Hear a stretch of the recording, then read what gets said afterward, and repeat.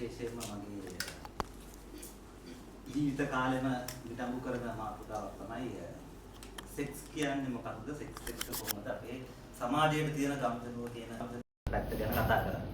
ඉතින් පුරුදු වෙලා තියෙන්නේ සෙක්ස් කියපු වචනේ හිච්ච ගමන් එකපාරට ඊයන් ඒවා කතා කරන්න ඕන දේවල්ද මේක මේ කාමරය ගොඩක් අය කියන එක තමයි මේ කාමරය ඇතුලේ කරන දේවල් එළියේ කතා කරන්නේ. එතකොට එහෙම නැත්තම් සෙක්ස් ගැන කතා කරන්නේ සෙක්ස් කරන්නේ නැති අය, හරියට කරගන්න බැරි අය. ඔය වගේ නිකන් හරි ව්‍යවහාරික ප්‍රශ්න ගොඩක් තියෙනවා සෙක්ස් ගැන කතා කරන්න පටන් ගත්තාම. හැබැයි මේක නිසාම ඕන තැනකට ඔය සෙක්ස් කියන මාතෘකාව දාලා බලන්න දාපු ගමන් ඒ තියෙන ඕනම සංවාදයක හාමුදුරු කෙනෙක් බණක් කිව්වත් අනුර කුමාර දේශපාලන කතාවක් කිව්වත් මොකකදී වුණත් ඔය සෙක්ස් කියන කෑල්ල ඇදපු ගමන් ඒ කතාව අවුල් වෙන්න පටන් ගන්නවා. එතනින් ඒ නූල අල්ලපු ගමන් මිනිස්සු පොඩ්ඩක් වෙවුලන්න පටන් ගන්නවා, උත්තර දී ගන්න බැරි වෙනවා, පොඩ්ඩක් ඇඹරෙන්න පටන් ගන්නවා.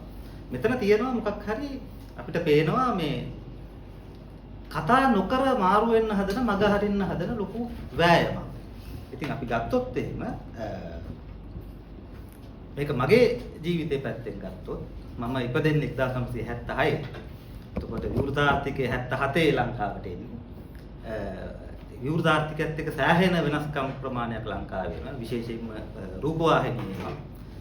රූපවාහිනියාවත් එක්කම 90 ගණන් වෙනකොට අනුගමන අගභාග වෙනකොට ඉන්ටර්නෙට් එක එන්න පටන් ගන්නවා. මෙන්න මේ සියලු වෙනස්කම් එක්ක තමයි අපේ ජීවිත ගොඩ නැගෙන්නේ. ඉතින් රූපවාහිනිය කියන එක මූලිකවම අපේ ජීවිතේ ලොකුම ආශා මාධ්‍යයක් කිව්වොත් හරි. ඒ කියන්නේ ආශා මාධ්‍යයක් කියලා කියන්නේ ටීවී එකක් බලනවා කියන එක අපිට නිකන් හරිම සුරතාන්තයක් වගේ නිකන් ටීවී එකේ පින්තූර බලනවා කියන එක පුදුම සැපක් දැනෙන්න පටන් ගත්තා. ඒකට හේතුව අපි එහෙම රූප දැකලා නැහැ. ඉස්සෙල්ලම කිව්වකට මැජික් පෙට්ටිය කියන්නේ. ඒක ඇතුලෙන් ලංකාවේ සම්පූර්ණ සංස්කෘතිය වෙනස් කරන්න පටන් ගත්තා. අද වුණත් ගත්තොත් එහෙම ලංකාවේ මිනිස්සු හැසිරෙන්නේ ටෙලිඩ්‍රාමා එකක චරිත හැසිරෙන විදිය බලාගෙන. ටෙලිඩ්‍රාමා වල කොහොමද ඒගොල්ලෝ පවුල් වල ගනුදෙනු කරන්නේ, රණ්ඩු වෙන්නේ කොහොමද, ගෑනු පිරිමි ප්‍රශ්න තියෙන්නේ කොහොමද, ඒ ටික කොපි කරන එක තමයි ලංකාවේ මහා සමාජය කරන්නේ. දැන් මගේ ජීවිතේ ගත්තොත් එහෙම මගේ ජීවිතේ මම මොනවා හරි දෙයක් ඉගෙන ගන්න උත්සාහ කරන්නේ ඒකෙන් මාව වෙනස් වෙනවා. ඒ කියන්නේ අපි හැමෝම අපේ ජීවිතවල තියෙනවානේ මොකක් හරි ප්‍රශ්නයක් අපි වාගෙන යනවා. කියන්නේ අපිට තියෙනවා මතුවෙන ගැටලු. සමහර වෙලාවට ආදරය සම්බන්ධ ගැටලු වෙන්න පුළුවන්, පවුල සම්බන්ධ ගැටලු වෙන්න පුළුවන්. ඊට පස්සේ නැත්තම් අපේ අධ්‍යාපනය සම්බන්ධ ගැටලු වෙන්න පුළුවන්. අධ්‍යාපනය කියලා කියන්නේ ඇත්තටම අපේ ජීවිතයේ ප්‍රශ්නවලට අපි උත්තර හොයාගෙන යන තැන. ඒක යම්කිසි දැනුමක් ලැබුණාම අපි ඉන්න තත්ත්වය ගැන අපිට යම්කිසි පැහැදිලි කිරීමක් හම්බ වෙන්න ඕනේ. එහෙම නැත්නම් ඒ දැනුමින් විභාගෙ ලියලා ඒකෙන් සාධිකයක් ගන්නවද රස්සාවට යනවද කියන එක ඇත්තටම අධ්‍යාපනය සම්බන්ධ ඇත්ත කාරණයක් නෙමෙයි. අධ්‍යාපනය කියලා කියන්නේ අපේ ජීවිතයේ ප්‍රශ්න වලට අපි කොහොමද උත්තර හොයන්නේ කියන්නේ. ඉතින් මෙන්න මෙතනදී මගේ ජීවිතේදී මට හම්බෙච්ච දෙයක් තමයි පොඩි කාලේ ඉඳන් සෑහෙන අපේ පවුල් සිංහල බෞද්ධ පවුල්. එතකොට ඒවයි සෙක්ස් ගැන තිබිච්ච ආකල්පය ඔය අපි හැමෝම දන්න ආකල්පයම තමයි. ඒව හැංගිලා කරන්න ඕන දේවල් කතා කරොත් ඊයා ඒ වගේ තමයි තිබුණේ. අර වික්ටෝරියානු කියන බෞද්ධ ආකල්ප ඔක්කොම මේ විදිහටම තිබුණා. එතකොට අපේ කාලේ තමයි ඔය වැල පත්තර කියන ඒවා තිබුණේ. කොට ඒවා මේ මරදානේ අර එන්නේ පත්තර කඩවල වල තියෙනවා ගිහිල්ලා හොරෙන් ගන්නවා. ප්‍රසිද්ධිය විකුණන්නේ නැහැ සමහර පත්තර එක පාටයි. නිල් පාට නම් නිල් පාටින්ම තමයි print වෙලා තියෙන්නේ. ඉතින් මිනිස්සු හිතුවා මේ blue පත්තර කියලා කියන්නේ මේ නිල් පාටින් print වෙන හින්දා කියලා. එහෙම එකක් තිබුණේ නැහැ. නමුත් අර print කරන අඩු quality අඩු වියදම් විදිය මුද්‍රණ විදිහට තමයි මේවා ආවේ. ඒතකොට මේ වතේ තියන් ඉඳලා අපි ඉස්කෝලවල ගුරුවරුන්ට අහු වෙනවා. ඊට පස්සේ වැඩිහිටියන්ට පමණයි කියලා චිත්‍රපටය ආවහම රූබි එකේ සෙන්ට්‍රල් එකේ මේවා බලන්න යනවා. ඊට පස්සේ මෙන්න මේ විදිහට අපි අපේ ජීවිතයේ අපේ නව යෞවන කාලේ අපේ තිබිච්ච ලිංගික අර්බුදත් එක්ක ලිංගික ප්‍රශ්නත් එක්ක ලෝකෙ දිහා බලද්දී අපිට එහෙම කිසිම ඒ කියන්නේ අපේ කාලේ දැන් නම් ඉන්ටර්නෙට් එක හරි තියෙනවා ඒ කාලේ එහෙම කිසිම පිටුහලක් තිබුණේ නැහැ. ඉතින් මෙන්න මේක නිසා අපි උනන්දු වුණා මොකද්ද මේ සිතුවිලි? කොහොමද මේවා එන්නේ? ඇයි අපේ මේ දේවල් පාලනය කරන්නේ? ඇයි මේ දේවල් වලට එළියට එන්න ඉඩක් දෙන්නේ නැත්තේ? ඇයි මේ පත්තරවල ලියන කතන්දර වල් කතා කියලා කියන්නේ? ඇයි සමහර වචන කුණුහරුප වෙලා තියෙන්නේ?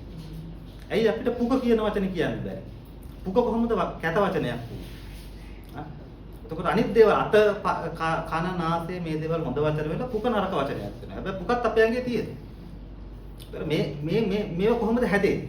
මෙන්න මේ දේවල් ගැන හොයන්න මට උනන්දුවක් එනවා. ඊට පස්සේ මම එක දේශපාලන කණ්ඩායම් වලට එකතු වෙලා වැඩ කරනවා. දේශපාලන පක්ෂවල තියෙන සමහර දේවල් කරනවා. මේ තැන්වලදී අපිට තේරෙන දෙයක් තමයි මිනිස්සු දේශපාලනය කියලා කතා කරන දේ ඒ මිනිස්සු ඒගොල්ලන්ගේ ගෙවල් ඇතුලේ ඒගොල්ලන්ගේ ආදරවන්තයන් එක්ක ඒගොල්ලෝ සම්බන්ධතාව පවත්වන මිනිස්සුත් එක්ක ගත කරන ජීවිතයේ අතර ලොකු වෙනසක් තියෙනවා. ඒ කියන්නේ ඇත්තට මේක මම සරල උදාහරණයකින් කියන්නම්. මම කැම්පස් යන කාලේ අපි කොළඹින් නගිනවා මා හිතව යාළුවෙකුගේ පේරාදෙණියට යනවා. ඒතර පේරාදෙණියට යන අතරේ මගේ යාළුවාට සීට් එකක් හම්බ වෙලා ඒ යාළුවා ඉඳ ගන්නවා තව ගෑනු ළමයෙක් ළඟ. මේ දෙන්න මැද්දෙන් මගේ බෑග් එකක් තියාගෙන තමයි දැන් යන්නේ. බෑග් එක මගේ බෑග් මම හිටගෙන.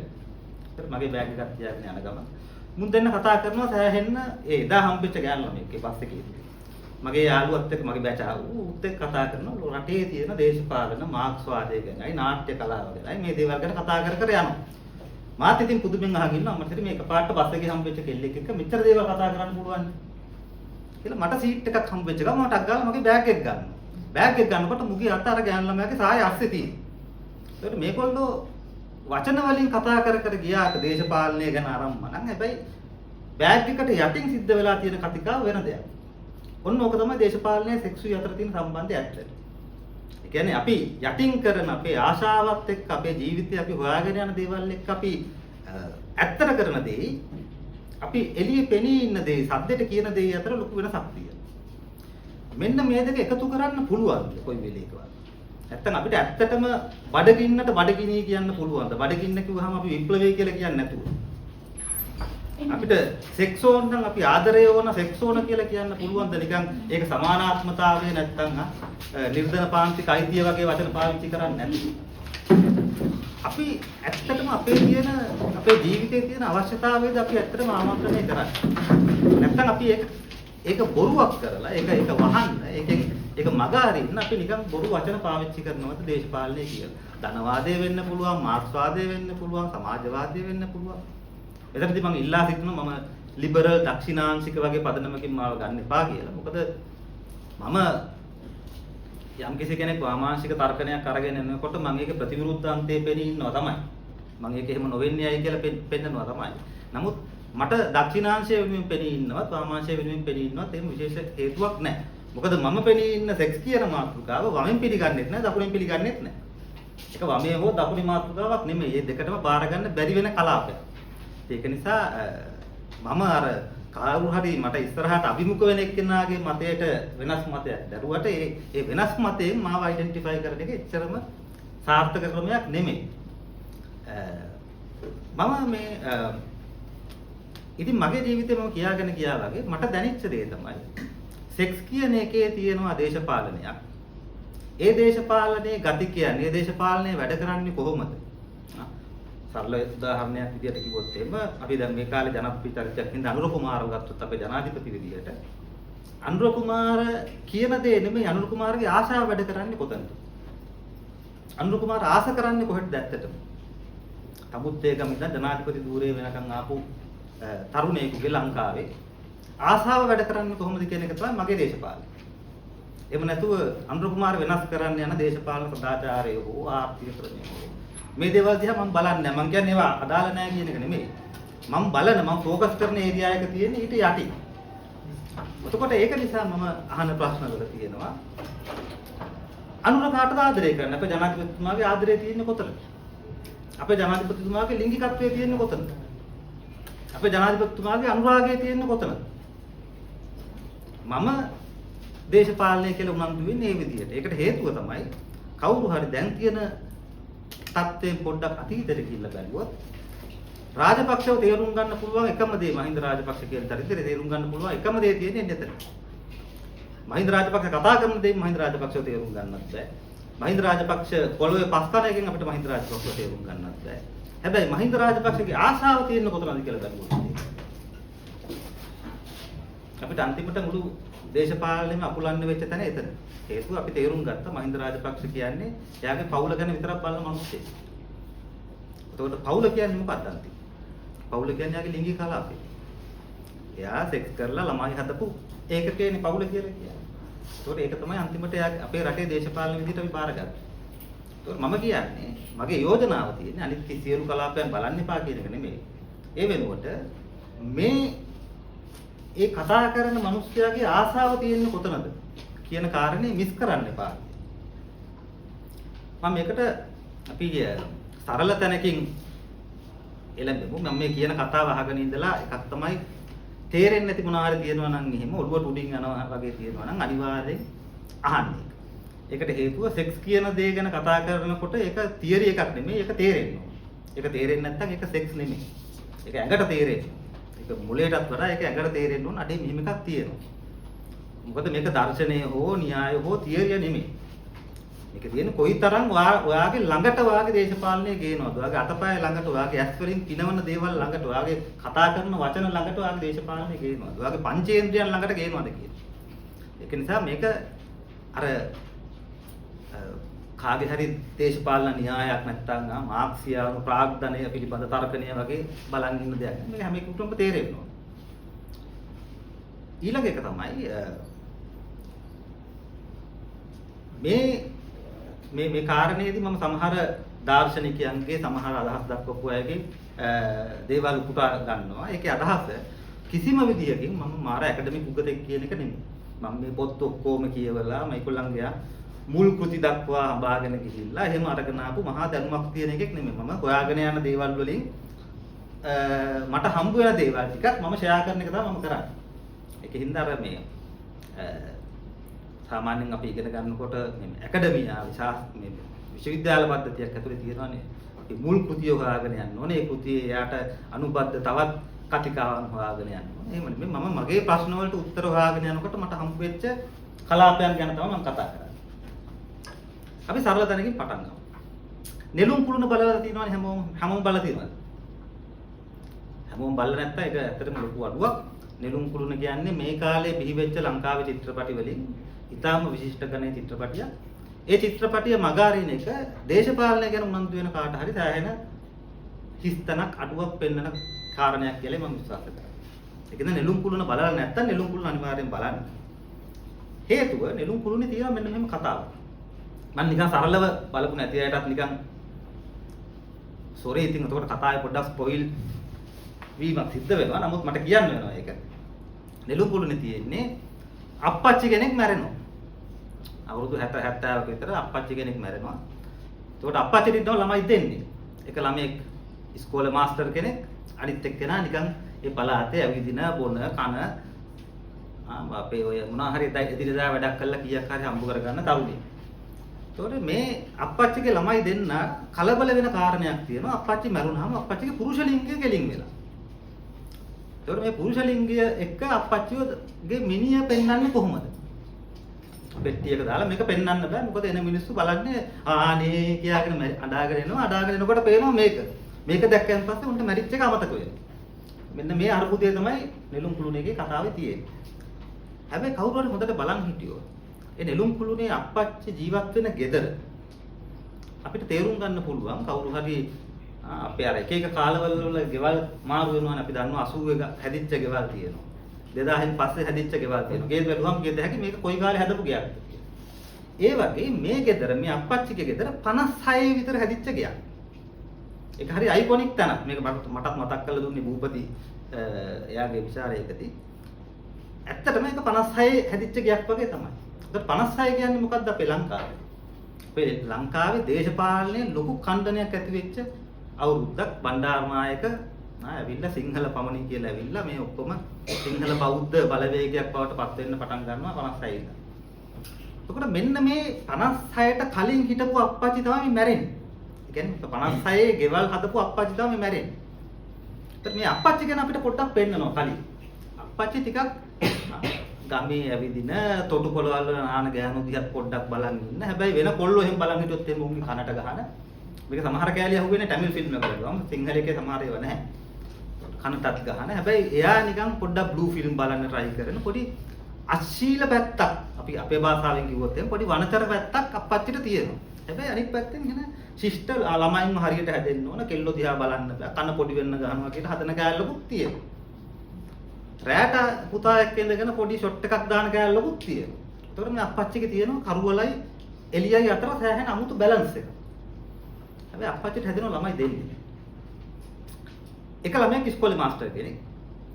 අනිත් එක්කෙනා ඒ ගමේ නිකන් කකා බිබී ඇවිදින මම අර කිව්වා වගේ එක්කෙනෙක්. ඒක පාදට චරිතයක් කියලා නැත්නම් පහළ පාන්තික පොඩි කම්කරු ජීවිතයක් ගත කරන තරුණයෙක්. මේ දෙන්න කවුද ඇත්තට? මේ තමයි මගේ කියවීම හැටියට 56 පරම්පරාවෙන් හදපු ළමයි දෙන්න. එක කට්ටියක් විශ්වවිද්‍යාලේ ගියා.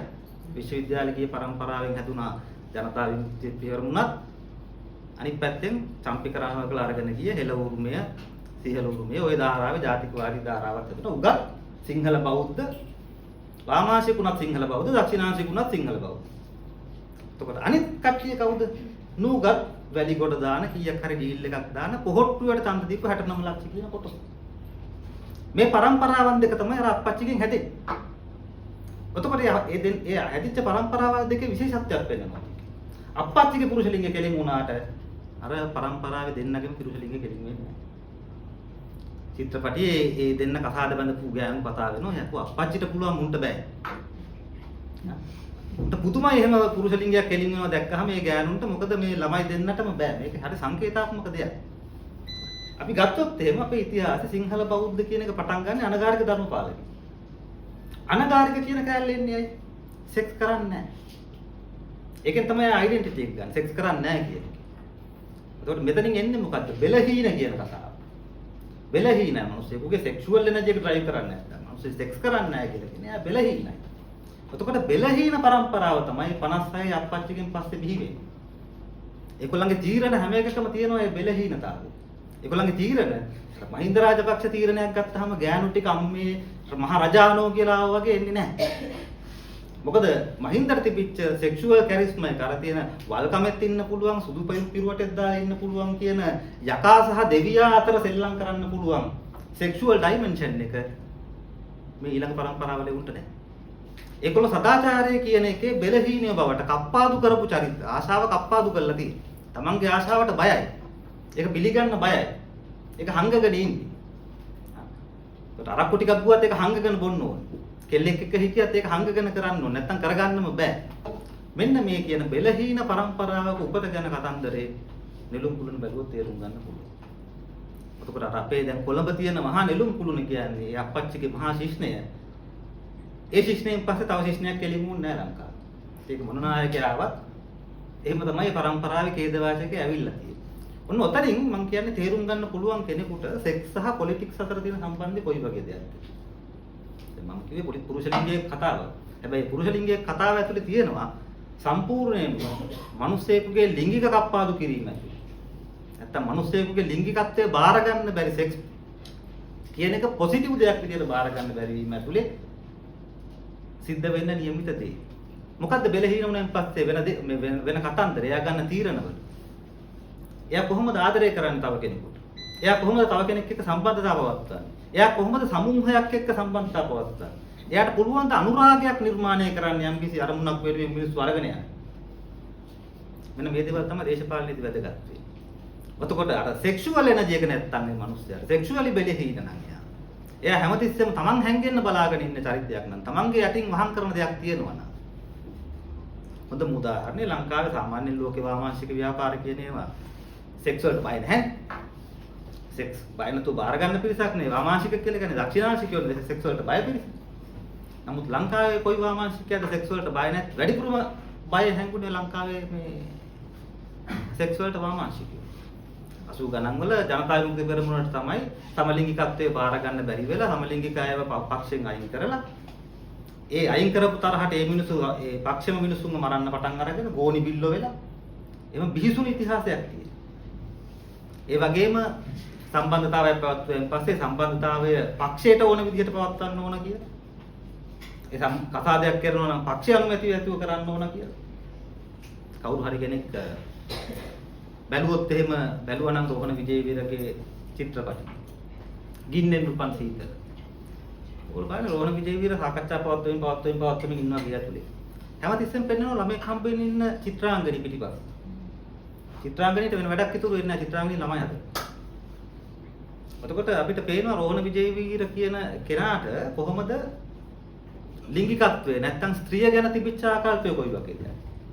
එයා කොයි විදිහටද බැලුවේ ස්ත්‍රිය දිහා? එයාට ස්ත්‍රියව පෙනුනේ දරුවන් හදන මැෂිමක් විදිහට. නැත්තම් එයාගේ සාකච්ඡාවල ඇයි චිත්‍රාංගනී ඉඳගෙන නැත්තේ? ඒක විජේවීර හිතලා නිකන් කැතකමකට කරා කියලා මම කියන්නේ නැහැ. ඒක තමයි විජේවීරගේ සිංහල බෞද්ධ උරුමය. ගැහැණිය දේශපාලනය කරන්නේ නැහැ. ගැහැණිය දේශපාලනයෙන් පිටත ඉන්නේ. තමන් වටිනාකම පිළිගන්නා වූ වටිනා සංවාද ඇතුලේ ගැහැණිය ජීවත් වෙන්නේ නැහැ. එයා ඉන්නේ රාත්‍රියේ ආශාව මුක්ත කරගන්න කලාපයේ විතරයි. ඔතකොට ඒක ඇතුලෙන් අපිට පේන විජේවීර වාදයේ නැඹුරුව මොකක්ද? තනිකරම දෙමළ ජාතියේ අයිතිය පිළිගන්නේ නැති. ඊටම මෑතක් වෙනකන්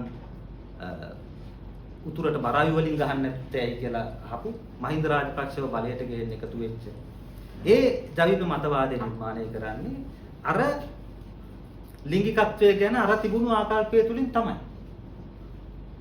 එතකොට මේවා එකිනෙක වෙන් කරලා ගන්න පුළුවන් දේවල් නෙමෙයි. දැන් මෙතනදී කල්පනා කරන්න එපා මම ජීවිතයක් විවේචනය කරනවා. මට කිසිම හේතුවක් නැහැ විවේචනය කරන්න. මම මේ එළියේ මේ වෙලාවේ තියෙන උදාහරණයක් විදිහට ඒක අරගෙන යම් කාරණා කියනවා මිසක් ඒකට අපිට hina වෙන්න පුළුවන් ආතල් එකක් ගන්න පුළුවන්. ඒ අරෙන්න නිකන් නේ මෙයා මේ පක්ෂයට ගැහුවා කියලා පර්සනලි හර්ට් වෙන්න එපා. ඒක හොඳ දේවල් ගැන කතා කරනවා අපිට හොඳ දේවල් ගැන වෙනම කතා කරන්න පුළුවන්. මොකද මට මේ කතාව මගේ කරන්න ඕනකම තියෙන්නේ පොලිටිකල් ස්පීච් එකක් විදිහට නෙමෙයි. ඒ කියන්නේ දේශපාලනික කතාවක් විදිහට නෙමෙයි මට ඔයගොල්ලන්ට කතා කරන්න ඕන. මට ඕන ඕගස්මික් ස්පීච් එකක් කරන්න. කියන්නේ ඔයගොල්ලෝ අහනකොට ඔයගොල්ලන්ට නිකන් අම්මෝ වව් ගාලා පොඩි රිලැක්ස් එකක් එන්නේ. අපිට සුලතාන්තයක් ආවෙන් පස්සේ අපිට දැනෙන නිදහසක් තියෙන. අන්නේ නිදහස කරා ගමන් කරනවා මිසක් දේශපාලනිකව මම අපිට මෙහෙම කිව්වා අරු මෙහෙම කිව්වා කියලා එහෙම දෙපැත්තට බෙදලා කඩලා විස්තර කිරීමක් නෙමෙයි මට මෙතනදී බලාපොරොත්තු වෙන්නේ. හරි. අපි ගත්තොත් එහෙම සෙක්ස් කියන්නේ මොකක්ද කියන එක. සෙක්ස් කියන්නේ මොකක්ද කියන කතාව කල්පනා කරොත් ඔයගලන්ට තේරුම් ගන්න පුළුවන්. සෙක්ස් කියන්නේ සරලව ඔය අපි හිතන් ඉන්නවනේ ලිංගේන්ද්‍රයන් එක්කනේ අපි සෙක්ස් බද්ධ කරලා තියෙන්නේ. පුරුෂ ලිංගයයි යෝනියයි කේන්ද්‍ර කරගත්ත සෙක්ස් එකක් ගැන තමයි අපි දන්නේ. ඒක නිසා තමයි අපි කියන්නේ මේවා කාමරය ඇතුලේ කරන්න ඕන කියලා. නමුත් සෙක්ස් කියලා කියන්නේ ඇත්තටම තෘප්තිය හොයාගෙන යනවා කියන එක. අපි මිනිස්සෙක් ලෝකෙට ඉපදුනයින් පස්සේ පොඩි කාලේ ඉඳන් ඒ මිනිස්යාට තියෙන්නේ ඒකට කියනවා ප්ලෙෂර් ප්‍රින්සිපල් කියලා තමයි සිග්මන්ඩ් ෆ්‍රොයිඩ් කියන කෙනා කියන්නේ. සිග්මන්ඩ් ෆ්‍රොයිඩ් කියන්නේ මනෝවිද්‍යාවේ මනෝවිශ්ලේෂණවාදයේ පියා කියලා හඳුන්වන්නේ. අපි ඉපදුනයින් පස්සේ අපේ සතුට හොයාගෙන යනවා. අපිට අම්මගේ පියයුර කටට ගන්නවා කියලා කියන්නේ පොඩි කාලේ මුළු විශ්වයම කටට ගන්නවා වගේ තෘප්තියක්. ඒක ෆ්‍රොයිඩ් විස්තර කරන විදිහට අපි කවදාවත් අපේ ජීවිතේ ඊට පස්සේ ඒ පොඩි කාලේ ගත්ත ලිංගික තෘප්තිය ලබා ගන්න පුළුවන් කමක් ඇති වෙන්නේ නැහැ. හේතුව අපි වැඩිමල් වෙනකොට නැත්නම් අපි මේ පරිණත වෙනකොට හරියටම ෆ්‍රොයිඩ්ගේ වචන වලින් කියනවා නම් ඊඩිපස් සංකීර්ණය අවුරුදු 3 අවුරුදු 5 දක්වා කාලය ඇතුළත එනකොට අපි මෙන්න මේ ලෝකෙන් කැඩෙනවා. අම්මා කියන එක අම්මගේ පියවුර කියන එක ලෝකයේ සියලු දේවල් උරා ගන්නා වූ තෘප්තිමත්ම වස්තුව කියන එකෙන් කැඩිලා අපේ ලෝක ඇතුළට තාත්තා කියන එක එනවා. ඒතකොට ඊඩිපස් කතාවේදී අපි ඊඩිපස් කතාවට පස්සේ මම දැනට කියන්නේ ලිංගිකත්වය නැත්තම් සෙක්ස් කියලා කියන්නේ කොයි වෙලේකවත් මගේ මේ කතාව ඇතුලේ ස්ත්‍රීවාදයේ එක්කවත් ජෙන්ඩර් නැත්තම් ලිංගික අනන්‍යතාවයන් පිළිබඳ ලොකු අරුබුද කතාවක් තියෙනවනේ. ඒක එක්කවත් එහෙම පටල ගන්න එපා. මම සෙක්ස් කියන්නේ ඊට වඩා බොහොම ප්‍රාථමික තැනකට ගිහිල්ලා. සෙක්ස් කියන්නේ තෘප්තිය සොයාගෙන යාමේ ගමන. හැම කෙනෙකුටම මනුෂ්‍ය ජීවියෙක් විදිහට තමන්ගේ තෘප්තිය සොයාගෙන යන්න අයිතියක් තියෙනවා. මෙන්න මේ ගමනට අපි කියනවා සෙක්ස් ඩ්‍රයිව් එක.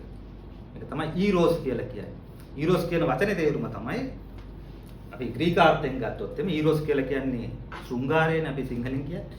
හැබැයි ශෘංගාරය අනුරාගය මේකේ තේරුම තමයි අපි තව කාත් එක්ක හරි එකතු වීම. එකතු වෙලා ඒකත්වයක් බවට පත් වීම. ඊට පස්සේ ඒ ඒකත්වය තුලින් වෙනත් නිෂ්පාදනයක් සිදු කිරීම. ඒක ළමයි වෙන්න පුළුවන්, ආර්ට් වෙන්න පුළුවන්, කවි වෙන්න පුළුවන්. මෙන්න මේක තමයි සෙක්ස් ඩ්‍රයිව් එකේ වැඩි. එතකොට ෆ්‍රොයිඩ් කතා කරනවා මේ වගේ ඩ්‍රයිව්ස් දෙකක් ගැන. එකක් තමයි සෙක්ස් ඩ්‍රයිව් එක. අපේ මේ ආශාව හොයාගෙන යාමේ ගමන. අනිත් එක තමයි ඩෙත් ඩ්‍රයිව් එක. මරණාශය කියලා කියන්නේ. ඒකට කියනවා තනටෝස් කියලා. ඒ කියන්නේ මේ මරණාශය කියලා කියන්නේ මේ සම්පූර්ණ විනාශය හොයාගෙන යන ගමන. විනාශය කියන්නේ යුද්ධය වෙන්න පුළුවන්, ප්‍රචණ්ඩත්වය වෙන්න පුළුවන්, හදලා දින දේවල් කුඩුපට්ටම් කරන එක වෙන්න පුළුවන්, විරෝධාකල්පය වෙන්න පුළුවන්. මේ දේවල් එන්නේ මරණ ආශාවත් එක්ක. කියන්නේ අපි අර ජීවිත ආශාව කියන එක අත්පත් කරගන්න බැරි වුණාම මරණ ආශාවට මිනිහෙක් එන්න පුළුවන්. සමහර කෙනෙකුට මේක සසර දුකයි දෙයියනේ කියලා ගිහිල්ලා බණ භාවනාවක් කරන්නත් පුළුවන්. ඒකත් ෆ්‍රොයිඩියානු අර්ථයෙන් මරණ ආශාවම තමයි. පොත ජීවිතය පිළිබඳ දල්වන අනුරාගය කියන එක නැති වෙනවා. ඒකට තමන්ගේ ඒ එනර්ජි එක වැඩ කරන්නේ නැහැ එතනින් එහාට. ඉතින් මෙන්න මේ කතාවේදී මේ තෘප්තිය හොයාගෙන යන කවුරු හරි කෙනෙක් පටන් ගන්නවා නම් මේ තෘප්තිය හොයාගෙන යන එක බාධා කිරීම තමයි දේශපාලනය කියන්නේ. සරලව ෆ්‍රොයිඩ්ගේ අදහසකින්ම කිව්වොත් එහෙම අපි අම්මට ආදරය කරනවා අම්මා තමයි අපේ ලෝකේ ලොකුම අනුරාගික වස්තුව කියලා හිතාගෙන ඉන්නකොට තාත්තා කියන සාධකය ඇවිල්ලා බාධා කරනවා. ඔයාට අම්මව එහෙම අයිති කරගන්න බෑ. ඔයා මලපහ කරනවා නම් මේ විදිහට මලපහ කරන්න ඕන. ඔයා ඇඟිල්ල කටේ ගහ ගන්න බෑ ওই විදිහට. මෙන්න මේ විදිහට අපේ ජීවිතය ඇතුළට පළවෙනි නීති රාමුව එනවා. ඕඩර් එකක් එනවා, පාලනයක් එනවා. මේ දේවල් කරන්න බෑයි කියලා එකක් එනවා. ඒකට අපි කියනවා රියැලිටි ප්‍රින්සිපල් එක. ෆ්‍රොයිඩ් කතා කරපු ප්‍රෙෂර් ප්‍රින්සිපල් එක තෘප්තිය හොයාගෙන යාමේ ගමනට මූලික කාරණේ තියෙනවා. රියැලිටි ප්‍රින්සිපල් එක කියලා කියන්නේ මෙන්න මේකට බාධා වෙන යථාර්ථය එනවා. තාත්තා විදියට තමයි මුලින්ම එන්නේ ඒකට. තාත්තා තමයි අපේ ලෝකේ නීතිය පාලනය දේශපාලනය මේ සියලු දේ මූර්තිමත් කරන්නේ බාහිර සමාජයේ විදියට තාත්තා කියන සාධකය. ඔන්න ඔය දෙක අතර ගැටුම තමයි මිනිස්සෙක්ගේ ජීවිතේ ප්‍රධානම ගැටුම වෙන්නේ. තමන්ගේ තෘප්තිය හොයාගෙන යන්නේ කොහොමද? තෘප්තියට බාධා කරන සාධකයක් එක්ක. නීතිය එක්ක දේශපාලනය එක්ක තමන් ගනුදෙනු කරන්නේ කොහොමද? ඔන්න ඔතනින් අපිට තේරුම් ගන්න පුළුවන් සෙක්ස් සහ දේශපාලනය අතර තියෙන ගනුදෙනුව කොයි වගේ දෙයක්ද කියලා. හැමතිස්සෙම සෙක්ස් වලට ප්‍රතිවිරුද්ධව තමයි දේශපාලනය පිළිගන්නේ. දේශපාලනය කියන්නේ සෙක්ස් වලට බාධා කිරීමම තමයි. ඒතකොට ඒ විදිහට තමයි පොලිටික්ස් කියන එක වමේ වුණත් දකුණේ වුණත් සෙක්ස් බාර ගන්න බැරි තත්ත්වයකටපත් වෙලා තියෙනවා. ඔතකොට ඔය තාත්තගේ කතාව කියපු නිසා මම කියන්නම් මේ හරි ලස්සන කතාවක් කියනවා ෆ්‍රොයිඩ් ඔය මේ අපේ සදාචාරයේ නැත්තම් නීති පද්ධතිය මුලින්ම පටන් ගත්තේ කොහොමද කියලා. සෙක්ස් ගැන කතා කරනකොට නිින්ද යනවා කියලා කියන්නේ නේ. තු අන්තිම ෆෝටෝ තුන් දෙනාම නේ. හරි.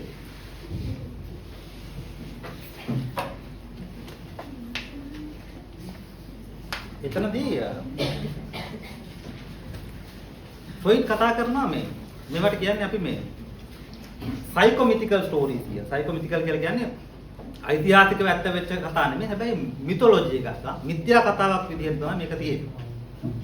මේ සයිකොමිතිකල් ස්ටෝරි එකක් විදිහට ෆ්‍රොයිඩ් කියනවා අපේ ඉස්සෙල්ලා ඉතිහාසයට කලින් හිටිය අපිට තාත්තා කෙනෙක්. මේ තාත්තා තමයි ගෝත්‍රයේ තාත්තා. මේ තාත්තා හරිය වනජන තාත්තා කෙනෙක්. ඒ කියන්නේ ළමයින්ට එහෙම ගහලා පන්නනවා. උඹ ගෝත්‍රේ තියාගන්න නැහැ. හේතුව ඒ තාත්තා තමයි සියලුම ගැහණුන් අයිති කරගන්නේ. සියලු ගැහණුත් එක්ක සංවාසය දෙන්නේ තාත්තා. ඒතකොට ඊට අභියෝගයක් එල්ල කරන්න දරුවෙක් හරි ඉන්නවනම් එක්කේ දරුවව ගහලා පන්නනවා නැත්නම් මරා දානවා. ඒතකොට මෙහෙම මහා වනචාරී තාත්තා කෙනෙක්ගේ ඉතිහාසයක් තිබුණා කියලා. ඒතකොට මේ පිටමං වෙච්ච දරුවෝ ටික ඉන්නවනේ මේ දරුවෝ ටික කල්පනා කරනවා ඔක අපේ තාත්තට විතරයි ගෑනු ඉන්නේ අපිට එකෙක්වත් නැහැ. මේක මෙහෙම වෙන්න බෑ කියලා මුන් ටික සැලසුමක් හදලා තාත්තව මරනවා. තාත්තව මරලා තාත්තගේ මහා බලයක් තිබුණා ඒ බලය අපිට ගන්න ඕන කියලා තාත්තගේ මස් කනවා. හරි. තාත්තගේ මස් කෑවෙන් පස්සේ මේගොල්ලන්ට එනවා ලොකු පසුතැවිල්ල. අපි අපේ තාත්තව මරලා මස් කෑවනේ කියලා ලොකු පශ්චාත්තාපයක් ගිනිට එකක් එනවා. මේ ගිනිට එකෙන් ඒගොල්ලන්ට ගැලවෙන්න බැරි වෙනවා. මේගොල්ලන්ට ඇත්තටම කියනවා ෆ්‍රොයිඩ් ජීවත් වෙච්ච තාත්තට වඩා ලොකුවට නැගී සිටින්න පටන් ගත්තා කියලා මැරිච්ච තාත්තා. තාත්තා ජීවත් වෙලා ඉන්න කාලයට වඩා මේගොල්ලන්ව බය කරන්න පටන් ගන්නවා මරුණයින් පස්සේ. එතකොට මේගොල්ලෝ හදා ගන්නවා සදාචාර රාමුවක්. අපි තාත්තව අදහන්න පටන් ගන්න ඕන කියලා තාත්තා සිංහෙක් හරි තාත්තා මොකෙක් හරි සතෙක් විදිහට දාලා තාත්තව අදහන්න පටන් ගන්නවා ටෝටම් එකක් කියලා අපි ඒකට කියනවා. ඇදහිල්ලක් කරනවා. ලංකාවේ ඉන්න යක්කු අපේ ඉස්සර ජනවහාරය ගත්තොත් එහෙම අපේ මිනිස්සු ඔක්කොම හොරු අරුණු යක්කු කියලා අදහන්න පටන් ගන්නවානේ. ඒ අපේ තාත්තලයි. ගත්තොත් එහෙම මොරටු දෙයියෝ කියලා ඉන්නවා, කඩවර දෙයියෝ කියලා ඉන්නවා. මේ යක්ෂයෝ හිටියේ. මේ මිනිස්සුගේ ඉතිහාස කතාවල එන අශීල ජීවිතයක් ගත කරපු අය. මරුණයින් පස්සේ බය වෙනවා මිනිස්සු. අම්මට සිරි අප්පච්චි කියලා අදහන්න පටන් ගන්නවා. එතකොට මෙන්න මේ ළමයි ටික මේ දුර්වල නැත්තම් තාත්තා විසින් කප්පාදු කරපු ළමයි ටික තාත්තව මරුවෙන් පස්සේ අර ගිරිට කරපු ළමයි ටික එකතු වෙලා හදාගත්ත පද්ධතිය තමයි අපි කියන්නේ සදාචාර පද්ධතිය. නීති රාමුවක් හදා ගන්නවා. ඉන්සෙස් නැත්නම් පවුල අතර සෙක්ස් කරන්න බෑ. ඊට පස්සේ ගෑනු ඔක්කොම තනියම අයිති කරගෙන ඉන්න බෑ. මෙන්න මේ වගේ මේගොල්ලෝ අවම සදාචාර රාමුවක් මේගොල්ලෝ හදා ගන්නවා. අර ටෝටමේ නැත්නම් සිංහන හරි මොකා හරි දාපු කතාව දඩයන් කරන්න බෑ. ඔන්න ඕක තමයි ෆ්‍රොයිඩ් කියන්නේ අපේ පළවෙනි සදාචාර රාමුව කියලා. නැත්නම් නීති රාමුව. අපේ පළවෙනි දේශපාලන රාමුව ඇතුළේ ඔන්න ඔතන. එතකොට අපි තේරුම් ගන්න ඕන අපි සෙක්ස් ගැන කතා නොකර දේශපාලනය ගැන කතා කරද්දී මිස් කරන්නේ මොකක්ද? අපේ අර කැත ඉතිහාසයේ නේද? අපේ තියෙන කැත අපිට පිළිගන්න බැරි අපේ තිබිච්ච අවුල නේද අපි හංගගෙන නිකන් නෑ එහෙම එකක් නෑ දේශපාලනය වෙනමයි කියලා කතා කරන්න හදන්නේ. මොකද අර කෑල්ල දැම්මොත් එහෙම අපේ පොඩි අවුලක් එනවා නේද? එකපාරට පැහැදිලිව මේ සුද්ධ වූ සමාජයක් කරා යමු, පිරිසුදු සමාජයක් කරා යමු වගේ කතා කියන්න බෑනේ. මොකද අර අපේ කිල්ලෝට හැමෝගෙම කිල්ලෝට වල පොඩ හුණු තියෙනවා. ඒ හුණු ටික නැතුව තමයි පෙන්වන්න වෙලාවේ. හොඳ උදාහරණය බයිබලය ගන්නකො. බයිබලය ගත්තොත් එහෙම අපි හැමෝම දන්න කතාවක් තමයි ආදම් සහ ඒ වගේ කතාව. ආදමු ඒවා ඉන්නවා දෙවියන් වහන්සේ යාම වල ඉන්නවා. මේගොල්ලෝ ඊඩිත් උයන කියලා මාර ලස්සන පාරාදීසයක ජීවත් වෙන්නේ. මෙහෙම ඉන්න අතරේ මතක තියාගන්න. ඒවා නැත්තම් ගැහණියට ඕන වෙනවා. සර්පෙක් ඉන්නවා. ඒ සර්පයා ඇවිල්ලා ඒ තහනම් ගහක් තියෙනවා. ඒකට කියන්නේ මේ tree of knowledge කියන. දැනුමේ ගහ. මොකක්ද දැනුම? දැනුම තමයි ඉරොතික දැනුම. තමන්ගේ ශරීරය පිළිබඳ දැනුමේ වෘක්ෂය තමයි මේ තියෙන්නේ. මේ ගහේ ගෙඩිය කාපු ගමන් ආදම්ටත් ඒවටත් පේන්න පටන් ගන්නවා තමන්ගේ නිර්වත. තමන්ගේ ශරීරය ගැන ආසාව ඇති වෙන්න පටන් ගන්නවා. ඊට පස්සේ මේ දෙන්න එකතු වෙනවා. මේ දෙන්න එකතු වුණායින් පස්සේ දෙවියෝ මුන් දෙන්නව අල්ල ගන්නවා. ඒකන උඹලා තහනම් ගහේ ගෙඩි කෑවා අපි මම ඔක්කොම බලන් හිටියා කියලා මුන් ඔක්කොම මේ දෙවියන් වහන්සේ මේගොල්ලන්ව නිරපා හරිනවා මේ පාරාදීසෙ. එතකොට මේ පාරාදීසෙන් නිරපා හරපු අපි තමයි මේ ජීවත් වෙන්නේ. මේක මිත්‍යා කතාවක් විදිහට ගත්තයින් පස්සේ පැහැදිලි වෙන දේ තමයි අපි ඇයි දෙවියන්ගේ පාපයට නැත්නම් දෙවියන්ගේ මේ දඬුවමට ලක් වෙන්නේ? සෙක්සි. එතකොට සෙක්ස් වලට කවුද මූලික දොරටුව විවෘත කරන්නේ? ගැහණිය. එතකොට බයිබලයේ හැමතිස්සෙම ඇයි ගැහණියව වාරණය කරන තහනම් කරන පැත්තට කතාව ගොතන්නේ? දෙවියන් උනත් ගැහණියට බයයි. මුළු සම්පූර්ණ ආගමික ශිෂ්ටාචාරයම පදනම් වෙන්නේ ගැහණියව හික්මවන්නේ කොහොමද? මොකද මේ ගැහණියගේ ආශාව මුදා හැරුණොත් එහෙම සම්පූර්ණ සමාජයේම අවුල් වෙනවා, වියවුලකට යනවා. ඒකින්ද ගැහණිය පාලනය කරන්නේ කොහොමද කියන එක තමයි ආගමික සදාචාරය. ආගම තුළින් ආපු සදාචාරයේ මූලිකම තර්කණය වෙන්නේ. පීරියඩ් හැදිච්ච දවසට යන්න බෑ දේවාලයකට. නැත්තම් කොට ගවුමක් ඇඳගෙන කොට කලිසමක් ඇඳගෙන දළදා මාලිගාවට ඇතුල් වෙන්න බෑ. ජයසිරි මහ බෝධිය වඳින්න යනවා නම් සුදු රෙද්දක් ඇඳගෙන පොරෝගෙන යන්න ඕන. කවුද මේ බය වෙලා? මොකටද මේ බය වෙලා? මේවා තමයි ඔය අපි කතා කරන සියලු දේශපාලන කාරණා පැත්තකට දැම්මත් ලංකාවේ ඇත්ත දේශපාලනික තැන්. ඒකට හොඳම උදාහරණය ජීවිතේට ආගමක් අදහන්නේ නැහැ කියලා හිටපු අනුර කුමාරත් අන්තිමට දළදා විසේ තියාගෙන යන්න සිද්ධ වෙනවා. මිහින්තලාවට ගිහිල්ලා පුංචි මහින්ද කියලා විරුදාවලියක් ගන්න සිද්ධ වෙනවා. දේශපාලනේ තියෙන එතන. දේශපාලනේ තියෙන ලිංගිකත්වය මර්ධනය කරපු තැන මිසක් ඔය කතා කරන දේවල් අනිත් ඒවා ඔක්කොම නිකන් පොඩි සුපර් නිකන් අර උඩින් කතා කරන්න පුළුවන් උඩින් වාද විවාද යන්න පුළුවන්. හැබැයි සිවුරක් හෙල්ලිච්ච ගම පල්ලියේ පාද කෙනෙකුගේ පොඩ්ඩක් පිරුවටයක් හෙල්ලිච්ච ගම සියල්ල වෙනස් වෙන්න නියමිත. අපි කල්පනා කරලා බැලුවොත් එහෙම අපේ ශරීරය ගැන මම ඉස්සෙල්ලා පොඩ්ඩක් මතක් කරා. මේ දේශපාලනය කියන එක පදනම් වෙන්නේ මේ එළියෙන් ඇවිල්ලා අපිට කවුරුත් බලෙන් දාලා නෙමෙයි. මේක අපේ සංස්කෘතිය ඇතුලේ අපේ හරියට කිව්වොත් අපේ අවිඥානය ඇතුලේ අන්කොන්ෂස් එක ඇතුලේ තියෙන අවුල. උදාහරණයක් විදිහට අපිට අපේ ලිංගේන්ද්‍රයන් ගැන තියෙන ප්‍රශ්නේ මම ඉස්සෙල්ලා කිව්වා වගේ පුග කියා ගන්න බෑ. අපේ පුරුෂ ලිංගය අපිට අපේ මූණ තරම් ආඩම්බරයෙන් පෙන්වන්න පුළුවන්. නැත්නම් අපේ ස්ත්‍රී ලිංගය අපිට අපේ මූණ හෝ ශරීරය වෙන අවයවයක් තරම් ආඩම්බරයෙන් බාර ගන්න පුළුවන්.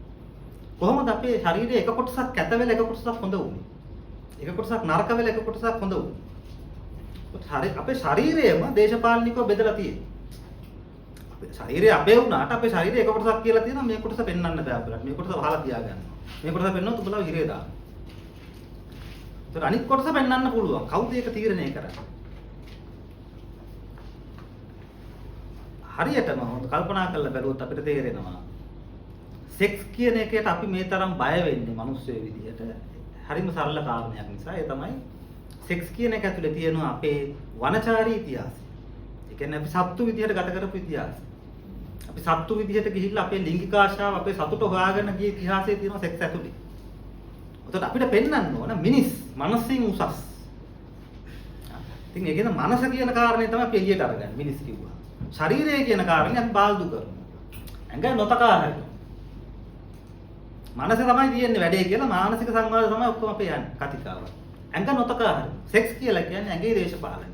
මේක මම කියන්නේ ස්ත්‍රී අර්ධය කියලා. අපි කතා කරන දේශපාලනය කියන එක පුරුෂාර්ධය නම් ඒක නම් පිරිමිකම කියලා කියන්නේ. මේ අතාරව දාපු ශරීර කොටස තමයි ස්ත්‍රී අර්ධය වෙන්නේ. ශරීරයේ භාෂාව තමයි සෙක්ස් කියලා කියන්නේ. ඒතකොට ශරීරයේ භාෂාව නොතකා අපි ශරීර එකතු වෙලා හදන ආයතන ගැන කතා කරාට ශරීර එකතු වෙලා හදන දේශපාලන සංවිධාන ගැන කතා කරාට තේරුමක් නැහැ. මොකද මේ ශරීරයක් ගානේ කන්ටේන් වෙලා තියෙන සෙක්ෂුවල් හිරවිල්ල, රිප්‍රෙස් විල්ල, යටපත් කිරිල්ල, ඒගොල්ලන්ට තියෙන අවුල කොයි වෙලේකවත් අර සංවාදයට එන්නේ නැහැ. ඒ වෙනුවට අපි හැමතිස්සෙම සිද්ධ කරන්නේ පරාරෝපිත සංවාදය.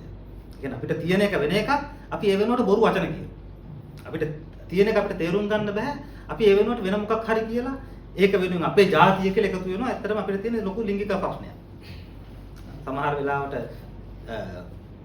එයාගේ පෙම්වතිය දාලා ගිහිල්ලා වෙන්න පුළුවන්, පෙම්වතියක් ලබා ගන්න බැරි වෙලා වෙන්න පුළුවන්, නැත්නම් පුරුෂ ලිංගයේ උත්තානය වෙන්නේ නැති වෙලා වෙන්න පුළුවන්. නමුත් අපි කතා කරන්නේ ජාතිය, මහා ජාතිය, මහා අපේ ජාතික කොඩිය මේකයි. ඔන්න ওই විදිහට තමයි ලිංගිකත්වය සහ දේශපාලනය අතර අපේ සම්බන්ධය විකාශනය වෙන්නේ.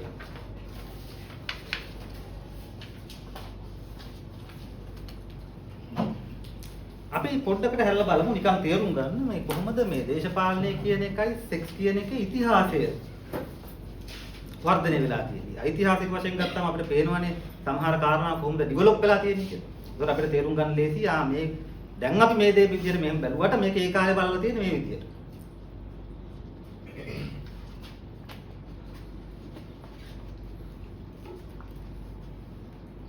මුලින්ම පදනම් කරගත්ත දේ තමයි දේශපාලනය. නැත්තම් මුලින්ම දේශපාලනය කරලා කියන දේ කරේ ආගම හරහා. රාජ්‍යයට කලින් ආගම කියන එක ඇවිල්ලා ආගමෙන් තමයි මේ බලය අරගෙන රාජ්‍යයට පවරලා දෙන්නේ. ඒතකොට ආගමෙන් කියපු දේ තමයි ශරීරය පාලනය කරන්න පටන් ගන්නවා. මේ ශරීරය පාලනය කිරීම හරහා ප්‍රජනනය පාලනය කරනවා. උදාහරණයක් විදිහට ඔයා කාත් එක්කද සෙක්ස් කරන්න ඕන කියන එක පාලනය කරනවා. අපි දන්නවා අපේ කුලය කියලා එකක් තියෙනවා. කුලයේ තියෙන කාලේ ඒ කුලයේ අය විතරයි සෙක්ස් කරන්නේ. එතකොට රජාගේ රාජ්‍යත්වයේ තීරණය වෙන්නේ කොහොමද? රජා කාත් එක්කද සෙක්ස් කරන්නේ කියන එක. ඒක උඩ තමයි රාජ්‍ය බලය ඊළඟට කාටද යන්නේ කියන එක තියෙන්නේ. මෙන්න මේක පාලනය කරන්න පටන් ගන්නවා ආගමික සදාචාරයේ මත. මෙන්න මෙතන ඉඳන්ම අපි තේරුම් ගන්න ඕන දේ තමයි කතා කරාට කොච්චරවත් සෙක්ස් කියන එක කවදාවත් සමාජයේ පුද්ගලික තෘප්තිය පිණිස පැවතිච්ච දෙයක් නෙමෙයි. එහෙම පවතින නිදහසක් සමාජයක් විදිහට අපි පටන් ගත්ත කාලේ ඉඳන් තිබුණේ නැහැ. සෙක්ස් කියන එක හැමතිස්සෙම පැවතුනේ අනිත් මිනිස්සු විසින් පාලනය කරන ලද තෘප්තියක් විදිහට. ඒක තමයි දේශපාලනයේ මැදිහත් වීම විදිහට අපිට තේරුම් ගන්න තියෙන්නේ. දැන් උදාහරණයක් විදිහට ගන්න. මේ දවස්වල තියෙනවා දරුණු වීතිකාවක්, සමලිංගික වීතිකාවක්. දැන් ලංකාවේ හැමෝම දන්නවා සමලිංගිකත්වය කියන එක අපරාධ වරදක් විදිහට තමයි නීතිය තියෙන්නේ. දැන් මේක කියන්නේ කවුරු හරි කෙනෙකුට තමන්ගේ පිරිමියෙකුට පිරිමියෙක් ගැන ආසාවක් හිතෙනවා නම් ඒ මිනිහා අපරාධකාරී. ගැහණියෙකුට ගැහණියක් ගැන ආසාවක් හිතෙනවා නම් ඒ ගැහණිය අපරාධකාරී. උතන ඕක තමයි ලංකාවේ නීතිය. ඕන මැට්ටෙකුට නිකන් මූලික අයිතිවාසිකම් ගැන දැනුමක් තිබ්බත් තේරෙනවා. යකෝ එහෙම තියෙන්න බෑනේ. ඉතින් අපිට වෙන කෙනෙකුට ආස කරන්න පුළුවන් නම් අරයටත් ඒ ආසාවක් කරන්න පුළුවන්. ඒක සරල කාරණයක්. හැබැයි මේ නීතිය පාර්ලිමේන්තුවේ සම්මත කරනවට විරුද්ධව මේ වෙනකොට මව්වරුන්ගේ පෙරමුණක පැත්තකින් එළියට බහිනවා, තව පැත්තකින් පල්ලියේ එළියට බහිනවා, තව ටික දවසකින් හාමුදුරුවෝ ටික එළියට බහිනවා. එතකොට මොකද්ද මේ ඇයි මෙහෙම කැළඹෙන්නේ? මොකද්ද ඒගොල්ලෝ ඉල්ලා සිටින පාලනය? සහ ඒ පාලනය හරහා ඒගොල්ලෝ කියනවා දැන් සමලිංගික පනත කේන්ද්‍ර කරගනිමින් ඔය දකුණ නැත්නම් දක්ෂිනාංශික කියලා කියන රාජපක්ෂ කඳවුර පැත්තේ සරලව තේරුම් ගන්න පුළුවන් රාජපක්ෂ කිව්වා. ඒ කඳවුර පැත්තේ ප්‍රකාශනය තමයි ඔන්න ජාතිය නැති කරන්නයි හදන්නේ. ඒකට මේ සමලිංගිකත්වය කියන කාරණය උඩ ජාතිය පවතිනවා. ඒක තමයි ඒකේ තර්කය. ඒක හරියට මේගොල්ලෝ කියනවා. ඒ කියන්නේ ඒ මතය විෂම ලිංගිකත්වයේ කියන අදහස වෙනස් කරොත් සමාජයේ පවතින ඕන විෂම ලිංගික සමාජයක් විතරයි කියන අදහස වෙනස් කරොත් සමාජයේ පීතෘ මූලික විය යුතුයි කියන අදහස වෙනස් කරොත් හැම පවුලකම තාත්තා ප්‍රධානියා වෙන්න ඕන ගෘහ මූලිකයා වෙන්න ඕන කියන අදහස වෙනස් කරොත් සමාජය වෙනස් වෙනවා. එතකොට ජාතිකවාදයේ ජාතිය පිළිබඳ අදහස වෙනස් වෙනවා. ඒක නිසා තමයි මේ සමලිංගිකත්වය කියන නැත්තම් සංක්‍රාන්ති ලිංගිකත්වය වගේ මාතෘකා ඊතරම් දරුණුවට ජාතිකත්වයේ එක්ක බැඳිලා ඒ කඳවුරු විශේෂයෙන් මේක කරේ තියාගෙන යන්න පටන් ගන්නවා. අපි ගත්තොත් එහෙම සමාජයේ බෙදිලා තියෙන්නේ කොහොමද? අපි දැන් සමලිංගිකත්වයට මාර විරුද්ධයි වගේ එකක් පේනවා මේ ඔය හාමුදුරුවෝ එහෙම කියනකොට සදාචාර විරෝධී එකක් කියලා කියන්නේ සමලිංගිකත්ව සදාචාරයට විරුද්ධයි. එතකොට හැබැයි දැන් ඉස්කෝල හැදිලා තියෙන්නේ කොහොමද? ගැහැණු ඉස්කෝල වෙනම තියෙනවා, පිරිමි ඉස්කෝල වෙනම තියෙනවා. සමලිංගිකයි. ඒකට සමලිංගිකත්වයට උල්පන්දම් දෙන විදිහට තමයි සංස්කෘතිය නිර්මාණය වෙලා තියෙන්නේ. මොකද ඉස්සෙල්ලා විෂම ලිංගිකත්වයට බයයි. අම්මට සිට මුන් සෙක්ස් කරයි ඉස්කෝල වල එකට ගියොත් එහෙම සෙක්ස් කරයි කියලා මුන්ව වෙන් කරනවා. ඊට පස්සේ දැන් මුන් එකතු වෙලා ඉන්නේ පිරිමි උන් සෙක්ස් කරනවා නම් අම්මට උට මුන් එකට සෙක්ස් කරනවා ಜಾති ඉවරයි කියලා ඒකට නැහිනවා. ඒතර විෂම ලිංගිකත්වයට බය සමලිංගිකත්වය ඇති කරනවා. පන්සල් කියන්නේ මොනවද? පන්සල් වල මම දන්නේ සමහර පන්සල් වල ඉස්සර තිබුණා ගෑනු කට්ටිය වෙනම කෑල්ලක ඉඳ බෙදිලා ඉඳ ගන්න. පිරිමි වෙනමයි ගෑනු වෙනමයි. ඉන්දියාවේ නම් තාමත් එහෙමයි. ඉන්දියාවේ වස්වලත් එහෙමයි. ගෑනු එක පැත්තක ඉඳගෙන යන්න ඕනේ පිරිමි තව පැත්තක. මේ ප්‍රවර්ධනය කරන්නේ සමලිංගිකත්වයම තමයි. එක එක ලිංගිකයන් එක එක විදිහේ ලිංගික නැමියාව නැති අය මුහු වෙලා ගත කරන ජීවිතයක් නෙමෙයි ඒ ප්‍රොමෝට් කරන්නේ. ඒකට එහෙම ප්‍රොමෝට් කරන එකක යම් කිසි විදිහකින් ඒගොල්ලන්ගේ ආශාවක් නිර්මාණය කරගත්තා. ඒගොල්ලන්ගේ ආශාවක් වෙනුවෙන් ඒගොල්ලෝ පෙනී ඉන්න පටන් ගත්තාන් පස්සේ ආපහු සදාචාරය අවුල් වෙනවා කියලා කැළඹෙනවා. සදාචාරය අවුල් වෙන්නේ සමලිංගිකත්වයේ හින්දා නෙමෙයි සෙක්ස් හින්දා. සෙක්ස් කොතනින් ආවත් ඒගොල්ලන්ගේ සදාචාරය අවුල් වෙන්න නියමිතයි. මොකද ඒගොල්ලෝ සදාචාරය කියන එක හදාගෙන තියෙන්නේ සෙක්ස් වලට ප්‍රතිවිරුද්ධ දෙයක් විදියට. එතනදී බලාපොරොත්තු වෙන්න එපා කොහොමවත් වාමාංශිකවත් දක්ෂිණාංශිකවත් කිසිම පක්ෂයක් මේ වෙනුවෙන් බය නැතුව ඉදිරිපත් වෙලා ලිංගිකත්වයේ යනු ඒ මිනිසුන්ගේ අයිතියක් ඒකට අත දාන රජයට අයිතියක් නැහැ වගේ කතා කියයි. එහෙම කියන්නේ නැහැ. ගබ්සාව යනු කාන්තාවකගේ අයිතියක් නැත්තම් ගණිකා වෘත්තියේදීම ලිංගික ශ්‍රමික වෘත්තිය කියන එක ඒගොල්ලන්ගේ වෘත්ති අයිතියක් කියලා මේ පිළිගනී කියලා වම දකුණ කියලා ભેදයක් නැහැ දෙකම එකයි. මොකද ඇත්ත දේශපාලනයේ තියෙන්නේ වමේ දකුණේ නෙමෙයි ඊට වඩා ගැඹුරු තැන. ඒක තමයි අපි දූපතේ හදාගත්ත බලපෞර අපේ ඉතිහාසයෙන් දැන් ආපු අපි මේ අපේ ඔය හදාගෙන තියෙන චෛත්‍ය වෙන්න පුළුවන් දාගත් වෙන්න පුළුවන් මේවා සංකේත විදිහට බලන්නේ මොනවද හැදිලා තියෙන්නේ. කවුරුත් කල්පනා කරලා බලන්නේ නැහැනේ පහනක් පත්තු කරනකොට පහන කියන්නේ මොකක්ද කියන්නේ? පහන කියන්නේ යෝනිය සංකේතය. මොකද අපි පැවතගෙන ඉන්නේ යෝනිය සහ පුරුෂ ලිංගයේ වන්දනාමාන කරපු ගෝත්‍රයන්ගේ. ඔය වියාද දේව කියලා දෙවි කෙනෙක් අද හැවුවා හොඳ නරක කියන ක්‍රිස්තියානි බෙදීම එන්න කලින්. ඒ වියාද දේව කියලා කියන්නේ පුරුෂ ලිංගයක් තමයි වන්දනාමාන කරන්නේ. තාමත් බුරුම වගේ රටවල් වල තියෙනවා. ඔයගොල්ලෝ ගෙවල් වලට අතුල් වෙනකොට එහෙම අර බෙල් එකට ගහන්න තියෙන පුරුෂ ලිංගය අර යට දෙකෙන් ගහන්න ඕන ටන් ටන් ගන්න. ඔය ඉන්ටර්නෙට් එකේ තියෙන ෆොටෝස් අරන් බලන්න ඒවා ජාතික වශයෙන් තියෙන සංස්කෘතික අංගය. එතකොට මේ අපි පහනක් පත්තු කරනවා කියලා කියන්නේ යෝනියක් සංකේතවත් කරන මේ දෙයක්. ඒ යෝනිය තමයි වන්දනාමාන කරන්නේ. ඒවා වන්දනාමාන කරේ දැන් තියෙන ලිංගික අර්ථ වලින් ඔය පටු අර්ථ වලින් නෙමෙයි. මේක ලිංගේන්ද්‍රයක් කියන අදහසකින් නෙමෙයි. ඒ වෙනුවට මේක තමයි සෞභාග්‍ය කියන්නේ. ඒ යෝනියෙන් මේ ශුක්‍රාණු ගිහිල්ලා ඇති වෙන දරුවන් කියලා කියන එක සෞභාග්‍ය සලකුණක් විදිහට සැලකුවේ. එතකොට ඒ දවස්වල සෞභාග්‍ය උත්සව පවත්වනකොට මිනිස්සු සමූහ රමණයන් වල යෙදෙන්නේ. ලොකු පිටරි වලට ඇවිල්ලා දෙවියන් වෙනුවෙන් සමූහ රමණයන් වල යෙදෙනවා. එතකොට දැන් සමූහ රමණයන් කියන එක ඊටාම අශිෂ්ට නිකන් මේක මේ පොලිසිය පැනලා අල්ලගෙන යන්න පුළුවන්. පොලිසිය පැනලා සමූහ රමණයන් කරන්න ඕනේ නැහැ. ගෙවල් ඇතුළට රමණයන් කරාත් අල්ලගෙන යන පොලිසිය පැනලා. හැබැයි අපේ පැවැතෙන ඉතිහාසය එහෙම එකක්. එතකොට මේ සෙක්ස් කියන එක අපි පටන් ගත්තේ ඔය සමූහ රමණයන් කරපු කාලේ සෙක්ස් කියන එක උත්තරීතර දෙයක් විදියට. දැන් තියෙනවා වගේ සෙක්ස් දිහා නිකන් අවරගණීය බැල්මක් නෙමෙයි තිබුණේ. ඒවා හිටියා ප්‍රීස්ටස්ලා කියන්නේ මේ නිකන් මුනිවරියෝ වගේ නැත්තම් ඔය දේවාලවල හිටපු අය.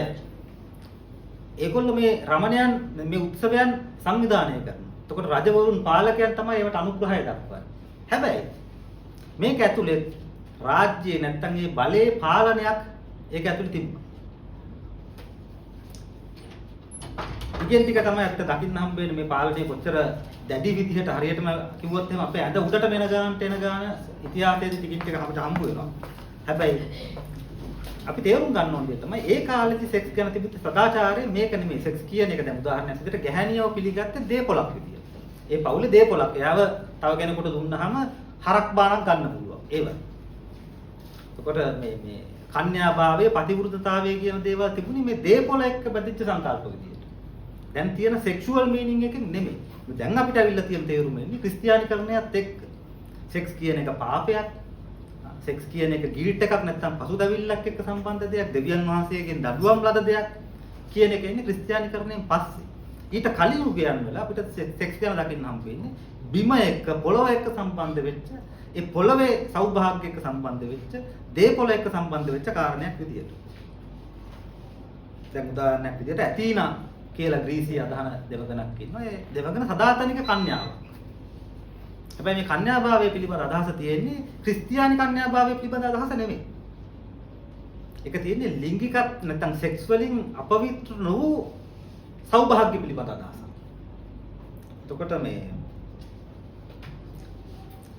ඔහොම ඇවිල්ලා යුදෙව් ක්‍රිස්තියානි යුගයේ එනකොට අපි එනවා සෙක්ස් කියන්නේ පාපයක්. අර අපි කිව්වේ අර දෙවියන් වහන්සේ ආදම් සහ ඒවා පවක් කරා කියලා බැනලා එළවපු කාලේ. පිටුහල් කරපු කාලේ. සෙක්ස් පාලනය කිරීම දෙවියන්ගේ ආන දෙවියෝ දීපු එකම අනේ ඒක තමයි සෙක්ස් පාලනය කරපන් කියන්නේ. ඒතකොට දෙවියා කියලා කියන්නේ පාලකයා, පාලනය. ඒතකොට පාලකයව පත් කරන්නේ දෙවියන්ගේ කැමැත්ත අනුව. ඒතකොට රාජ්‍ය පාලනය සහ ලිංගිකත්වය අතර සම්බන්ධය හොඳට තේරුම් ගන්න පුළුවන්. එතකොට මේ දෙවියන් නිකන් අන් කවුරුත් එක්ක සෙක්ස් කරන එක විතරක් නෙමෙයි තමන් එක්ක සෙක්ස් කරන එක මාස්ටර්බේෂන් කියන එක නැත්නම් ස්වයං වින්දනය කියන එකත් අහනවා. ඒකත් පවක්. තමන්ට තමන්ගේ ශරීරය අල්ලන්න බෑ ස්පර්ශ කරන්න බෑ පවක් කියන්නේ. එතකොට කල්පනා කරන්න තමන්ගේ ශරීරයේ තියෙන අයිතිය පවා තමන්ගෙන් බැහැර කිරීමේ දේශපාලනයක් තමයි අපිට ඉතිහාසයේ ක්‍රියාත්මක වෙන්නේ. එතනින් තමයි අපි මේ එන්නේ. අපේ ඇඟ අපිට අල්ලන්න බෑ. ඒ ඇඟේ අල්ලීමේ අයිතිය දෙවියෝ බාර ගන්නවා. දෙවියෝ ඉන්නේ රාජ්‍යත් එක්ක. රාජ්‍යයෙන් තමයි තීරණය කරන්නේ. ඊට පස්සේ කාන්තා ශරීරය ආවරණය කරනවා. ඔය දැන් අපි මුස්ලිම් ආගමෙන් දැක්කට ඒක ක්‍රිස්තියානිකෙන් තමයි එන්නේ. ඒක එක්ස්ට්‍රීම් එකට ගියම තමයි මුස්ලිම් ආගමේ ආවරණය කියලා තැනට අපි යන්නේ. පල්ලිය තමයි කසාදේ තීරණය කරන්නේ. ඒගොල්ලෝ තීරණය කරපු කසාදේ කඩන්න බෑ. ඒකේ ඉන්න ඕන දිගට. තාත් එක්කද සෙක්ස් කරන්න ඕන කියන එක තීරණය කරන්නේ පල්ලියේ. ප්‍රජනනයේ කාන්තා ලිංගිකත්වය පාලනය කරන්නේ පල්ලියෙන්. පල්ලියෙන් කියන විදිහට තමයි මේ දේවල් වල සදාචාරය නිර්මාණය වෙන්න ඕන. නීතියට පිටින් සෙක්ස් කරොත් ඒක කවුරුත්. අපි කියන එක්ස්ට්‍රා මැරිටල් සෙක්ස් කියලා. දැන් එක්ස්ට්‍රා මැරිටල් අෆෙයර්ස් කියලා කියන්නේ කසාදයට පිටින්. කසාදය කියන්නේ දෙවියන් විසින් හදලා දීපු සෙක්ස් කරන්න හදලා දීපු උඹලා මේ කොටුව ඇතුලේ සෙක්ස් කරපන් කියලා හදලා දීපු එක. ඒකට පිටින් කරොත් දෙවියන්ට පිටින් සෙක්ස් කරා කියලා තමයි අහුවෙන්නේ. නීතියට පිටින් සෙක්ස් කරා කියලා කියන්නේ දෙවියන්ට පිටින් සෙක්ස් කරා කියන එක. එහෙම කරොත් සමාජයේ ලොකු බරපතල අනතුරකට යනවා කියලා දඬුවම් කරන්න පුළුවන්. ඒවා ලිංගික අපරාධ. සමලිංගිකත්වය කියන්නේ ලිංගික අපරාධයක්. කසාද බඳපු එක්ක නැතුව වෙන කෙනෙක් එක්ක සෙක්ස් කරා කියන්නේ ලිංගික අපරාධයක්. ඒක දෙවියන් විසින් දඬුවම් කරනවා. ඊළඟට කතෝලික පල්ලිය ගත්තොත් එහෙම අපි කියන්නේ ඉලිජිටිමේට් මේ සන්ස් කියලා නැත්නම් බාස්ටර්ඩ් සන්ස් කියලා කසාද බදින්න නැතුව විවාහයක් නැතුව ඉපදෙන ළමයින්ට උරුමයක් නැහැ දේපොළවල. අපේ දැනුත් නීතිය හැපෙන්නේ. ඉතින් බඳලා නැත්තම් උරුමයක් නැහැ. කොහොමද ඒක තීරණය කරන්නේ? මම දීලා තියෙන සෙක්ස් කරන්න අයිතිය දීලා තියෙන එකෙකුට පිටින් බදලා සෙක්ස් කරලා තියෙනවා නම් උන්ට හත පහක් දෙන්නේ නැහැ කියලා රජය කියනවා. ඒකනේ ඒක කතාව. ඒ නීතිය තමයි තියෙන්නේ. ඒතකොට අපි කිව්වට සෙක්ස් වලින් පාලනය වෙන්නේ නැහැ කියලා මොනවද මේ පාලනය කරමින් ඉන්නේ තාම? දැන් යටත් විජිත කාලේදී එහෙම ගත්තොත් එimhe යටත් විජිත කාලේදී ඒ යටත් විජිත රටවල් වල වුන් කරන සෙක්ස් ඔක්කොම වනචාරී සෙක්ස්. මොකද ඒගොල්ලන්ට තිබුණා ඔය අපේ කන්ද උඩරට තිබුණා මේ උනත් බැලුවාම ඒගොල්ලන්ගේ තිබුණා මේ බහුපුරුෂ විවාහ. පිරිමි කීප දෙනෙක් එකතු වෙලා එක ගෑණියෙක් කතා කරනවා. එක ගේ කෑම කියලා කියන්නේ. තව කට්ටියක තිබුණා බහුභාර්ය. ඒ කියන්නේ ගෑනු ගොඩක් ඉන්නවා එක පිරිමියි. මේ දේවල් වනචාරී වුණා. වනචරයි. මොකද ක්‍රිස්තියානි පල්ලියෙන් අනුමත කරපු සෙක්ස් එක නෙමෙයි මේ තියෙන්නේ. දැන් උනත් මං හිතන්නේ එහෙම දෙතුන් දෙනෙක් එක්ක කසාදයක් කරන්න ගියොත් පොලිසියෙන් අල්ලන්න යනවා. සෙක්ස් කියන එක පාලනය කිරීමේ අයිතිය තියෙන රජයට. ඒක මිනිස්සු පාලනය කරන දෙයක් විදියට නෙමෙයි තියෙන්නේ. ඒකට අපි තේරුම් ගන්න ඕනේ තමයි වැඩවසම් කාලේදී අර අපි ඉස්සෙල්ලා කතා කරපු වැඩවසම් යුගයේ කියන එකේදී අපිට සෙක්ස් හම්බ වෙනවා දේපොලක් විදියට සෙක්ස් පාවිච්චි කරපු එක. මෙයාගෙන් කාටද? මෙයා සෙක්ස් කළා කාටද මේ දේපොළ අයිති වෙන්නේ කියන කාරණයට යන එක. ඊට පස්සේ කාර්මික යුගයේදී අපිට හම්බ වෙනවා මේ වික්ටෝරියා දෙවියන් වහන්සේ විසින් පනවපු සුද්ධ වූ නැත්තම් සෙක්ස් කරොත් එහෙම අපිරිසුදු වෙනවා කන්‍යාභාවය නැති කරොත් එහෙම එළියට දාන්න ඕන.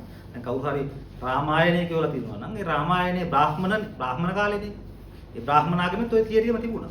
ඒකින්ද මේක අපි ක්‍රිස්තියානියට විතරක් බර කරන්න ඕනේ නැහැ. දැන් රාමගේ සීතාව අරන් ගියන් පස්සේ රාවණ ආයි සීතා මාර පතිවත ආරක්ෂා කරගෙන අරවා කරගෙන මේවා කරගෙන රාම ගාවට එනවා. ආයෙත් පස්සේ රාම මොකද කියන්නේ? ගින්දරක ගිහිල්ලා පෙන්නන්න කියලා. ගිනි මැලේම කියන්නේ ගින්දර පද්දයකට කියන්නේ මේ සත්‍යක්‍රියාව. ඒ ගින්දර ඇතුලෙන් එන්න ඕන ඔයා රාවණායක සෙක්ස් කළා නැත්තම්. එතකොට ගින්දරේ පිච්චුනොත් එහෙම සීතා අපිරිසුදුයි. ගින්දරේ පිච්චුනේ නැත්තම් කොහොමද ඇත්ත කාරණේ පිච්චිලා ගන්නවනේ ගෑණි ගින්දර මැද්ද එනකොට. කියන්නේ කොහොමත් බෝ පුච්චල මල්. ඒක තමයි කතන්දර. කොහොම ඇවිල්ලා අපි එනවා 20 වෙනි සතවර්ෂයේ. 20 වෙනි සතවර්ෂයේ තමයි ලිංගිකත්වය සම්බන්ධ විශාලම පෙරළිය ලෝකෙ සිද්ධ වෙන කාලෙ වෙන්නේ. එතනදී අපිට ප්‍රධාන චරිත තුනක් අඳුර ගන්න පුළුවන්. එක්කෙනෙක් තමයි අපි මේ සම්බන්ධයෙන් නිතරම කතා කරන සිග්මන්ඩ් ෆ්‍රොයිඩ්. අනිත් එක්කෙනා තමයි හර්බර්ට් මාර්කුසා කියලා චරිතයක් ඉන්නවා. එයාව හඳුන්වනවා අපි ලිංගික විප්ලවයේ පියා. ලිංගික විප්ලවය කියලා කියන්නේ සෙක්ෂුවල් රෙවොලූෂන් කියලා එකක් අපි කතා කරන 1960 70 කාලෙදී යුරෝපයේ ඇති වුණා මේ සිද්ධ වුණේ නැහැ. හැබැයි එහෙ දරුණු ඔය පැවතුණු ලිංගික මතවාද වලට විරුද්ධව දරුණු දේශපාලන පෙරළියක් හිපි කණ්ඩායම් එක්ක ඇති වුණා. ඒකට මූලිකත්වයේ වුණා හර්බර්ට් මාර්කුසා. ඒ වගේ මේ කාලේ හිටපු තව කෙනෙක් තමයි විල්හෙල්ම් රයික්. එයාත් මනෝවිශ්ලේෂණවාදයත් එක්ක ඉන්නේ විල්හෙල්ම් රයික් කියන එක්කෙනා. එයා විස්තර කරනවා පැහැදිලිව කොහොමද ඔයගොල්ලන්ගේ සෙක්ස් යටපත් කිරීම හරහා ඒකාධිපති ආණ්ඩුවක් දක්වා නිර්මාණය සිද්ධ වෙන්නේ කියන කතන්දරය.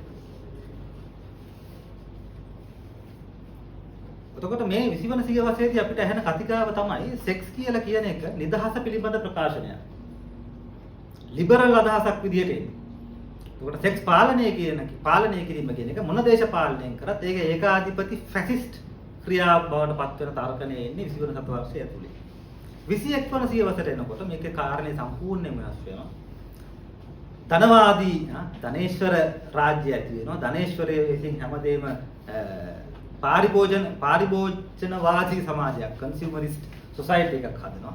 එතකොට සෙක්ස් කියන එක පරිභෝජනය කරන හැමතැනම බිල්බෝඩ් එකක වෙන්න පුළුවන්, ඉන්ටර්නෙට් එකේ වෙන්න පුළුවන්, පත්තරේ වෙන්න පුළුවන්, ඕන තැනක පරිභෝජනය කරන්න පුළුවන් වස්තුවක් බවට පත් වෙනවා.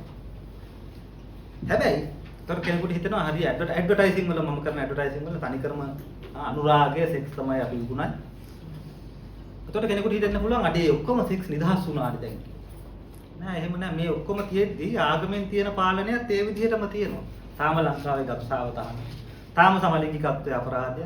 තාම ඉරානයේ මේ අර වහගෙන යන පර්දාව අයින් කරලා ගියොත් එහෙම රසපාර දෙමු. මේ 21 වෙනි සතවර්ෂයේ තමයි මේ දේවල් ඔක්කොම සිද්ධ වෙන්නේ. තාමත් ඇමරිකාවේ එකපාරක් මම දැක්ක නිවුස් එකක් හිමෙන් පුරුෂ ලිංගයක් හැදිලා තියෙනවා හිම හැඩයට කියලා ඒ අම්මලා තාත්තලා ඒ නගරයේ ලොක්කන්ට පැමිණිලි කරනවා ළමයින්ව ඉස්කෝලේ ගෙනියන්න බෑ. ගේ ඉස්සරහා පුරුෂ ලිංගයක් තියෙනවා කියලා හිතෙනවා. ඒ 21 වෙනි සතවර්ෂයේ පරණ කාලෙක නෙමෙයි. ඉතින් එක පැත්තකින් අපිට පේනවා මාර ලිංගික නිදහසක් තියෙනවා වගේ. හැබැයි ලිංගික නිදහස කොයිතරම් ලිංගික නිදහසක්ද කියලා පේන්නේ ප්‍රායෝගික තලයේ දේවල් එක බලනකොට. ලංකාවේ කවුරු හරි නිවුස් දිහා බලන් ඉන්නවා නම් අපි දකිනවා hina යන කතන්දර දකින්න. කියන්නේ එකක් මම දැක්කා කවුරු හරි කපල් එකක් ඒගොල්ලන්ගේ ගෙදර ඇතුලේ ඉඳගෙන ඒ දෙන්න බැඳලා ඉන්න දෙන්න ඒ දෙන්න ෆෝන් වීඩියෝස් හදනවා. පොඩි ෆෝන් එකක් තියාගෙන ඒගොල්ලෝ වීඩියෝ කරනවා. වීඩියෝ කරලා මේවා අන්තර්ජාලයට විකුණලා තමයි ඒගොල්ලෝ සල්ලි හම්බ කරන්නේ. ඒව සල්ලි හම්බ කරලා ඒගොල්ලෝ වාහනයක් අරගෙන ඉතාලම හොඳට ජීවත් වෙනවා. අහල පහල මිනිස්සුන්ට ඒක ඉන්න බෑව. උන් ගිහිල්ලා පොලිසියට පැමිණිලි කරනවා. මේ අක්කු මේ මෙතන අසභ්‍ය චිත්‍රපටි හදලා සල්ලි හොයන්නේ මේක අල්ලන්න අපිට සදාචාරයට මාර ප්‍රශ්නයක් කියලා අරුත් දෙන්නවල්ලා ගිහිල්ලා හිරේ දානවා. ඒතකොට මේ 21 වන සතවර්ෂයේ ගෙවල් ඇතුලේ දොරවල් වහගෙන උන්ගේ වීඩියෝ එකක් කරගෙන ජීවත් වුණත් පොලිසිය ඇවිල්ලා එහෙම තමයි අපි ලිංගික නිදහස සමරන්නේ. මම ඉස්සෙල්ලා කිව්වා වගේ සෙක්ස් කියන එක දිහා බලන්න ඕන. ඔය ලිංගේන්ද්‍රිය මූලිකව නෙමෙයි. ඒ කියන්නේ අපි මේ මෙයාගේ ලිංගේන්ද්‍රිය කාත් එක්ක සම්බන්ධ වෙන කියන කාර්යයට අමතරව සෙක්ස් වලදී අපිට මොකද ඇත්තට සිද්ධ වෙන්නේ? සෙක්ස් කියන කාරණේ ඇතුළත තමයි අපි සම්බන්ධතාවය ඇති කරගන්නේ. අපි තව කෙනෙක් එක්ක සම්බන්ධ වෙන්නේ. සම්බන්ධ වෙලා අපි ඊටාම නිර්වත් ඒ කියන්නේ අඳුන් කියලා කියන්නේ මේ සංස්කෘතියෙන් අපි වහගෙන ඉන්න එකනේ. මේකෙන් පස්සේ මේකට යටින් යමගේ ශරීරයේ තියෙන. ඒකට සෙක්ස් වලදී අපි ඊටාම නිර්වත් සම්බන්ධයකින් එකිනෙකා වැළඳ ගන්නවා. ඒ කියන්නේ අපි එකිනෙකාට වසන් කරන්න දෙයක් නැති තැනකින් අපි වැළඳ ගන්නවා. ඊට පස්සේ තෘප්තිය හොයාගෙන යනවා. අපි අනිකාගේ තෘප්තිය ගැන කල්පනා කරමු, අපේ තෘප්තිය ගැන කල්පනා කරමු. මෙන්න මේ ටික සමාජ සම්බන්ධතාවලට කොච්චර වැදගත්ද කියලා කල්පනා කරන්න. අපි අනිත් කෙනෙක් එක්ක සම්බන්ධතාවය පටන් ගන්න කොහොමද? එතකොට ඒ මනුස්සයත් එක්ක අපේ අවංකත්වය නැත්නම් අපිට තියෙන අවංක ප්‍රකාශනය ජීවිතේ පැවැත්ම බෙදා හදා ගැනීමක් දක්වා සංවාදයක් අරගෙන යන්නේ කොහොමද? ඊට පස්සේ අපි දෙන්නාගේම තෘප්තිය හොයාගෙන යන්නේ කොහොමද? මේ කණ්ඩායමක් විදිහටත් මෙහෙමයි. එතකොට මේ ඇබිලිටි එක මේ කැපැසිටි එක කෙනෙකුට නැත්තම් ඒ මනුස්සයාගේ සමාජ සම්බන්ධතාව ටිකක් අවුල්. ඒකට ඔයාගේ සෙක්ෂුවල් සම්බන්ධතාව වලින් තීරණය කරනවා කාගේ හරි දෙන්නෙක්ගේ මම නම් නිතරම කියන්නේ කෙනෙක් එයාගේ බිරිඳ හෝ සැමියා හැටියට තෝරගන්න එක්කෙනාගෙන් කියන්න පුළුවන් කියලා එයාගේ දේශපාලනයේ එයාගේ අනාගතයයි සියල්ල. මොකද ඒ ලිංගික නිමේෂය නැත්තම් ආදර නිමේෂය ඇතුලේ තියෙනවා අර සියලු ගතිකයන් ටික එළිය කතා කරන දේවල් වලට අමතරව Facebook එකේ ලියන දේවල් වලට කියාගන්න බැරි ටික තියෙනවා. ඉතින් අපි මේ වැදගත්ම කාරණේ තමයි සෙක්ස් ඇටිටියුඩ් එක. සෙක්ස් ගැන හිතන විදිය, සෙක්ස් ගැන හිතන්නේ කාමරයක් ඇතුලේ කරන්න ඕන දෙයක් කියලා. සෙක්ස් ගැන හිතන්නේ නැත්තම් පිරිමියා විසින් යෝජනා කරන්න ඕන, පිරිමියා විසින් ආධිපත්‍ය ගන්න ඕන දෙයක් කියලා.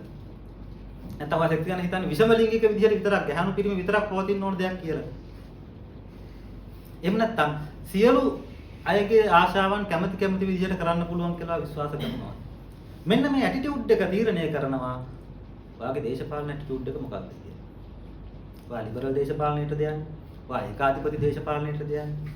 ඔයා වාමාංශික දේශපාලනයටද යන්නේ? ඔයා දක්ෂිණාංශික දේශපාලනයටද යන්නේ? මෙන්න මේ කාරණා ටික හරියටම හිතා ගන්න පුළුවන් කෙනෙක් එයාගේ පෙම්වතිය හෝ පෙම්වතා ගැන කියන කතන්දර ටික අහන්නේ.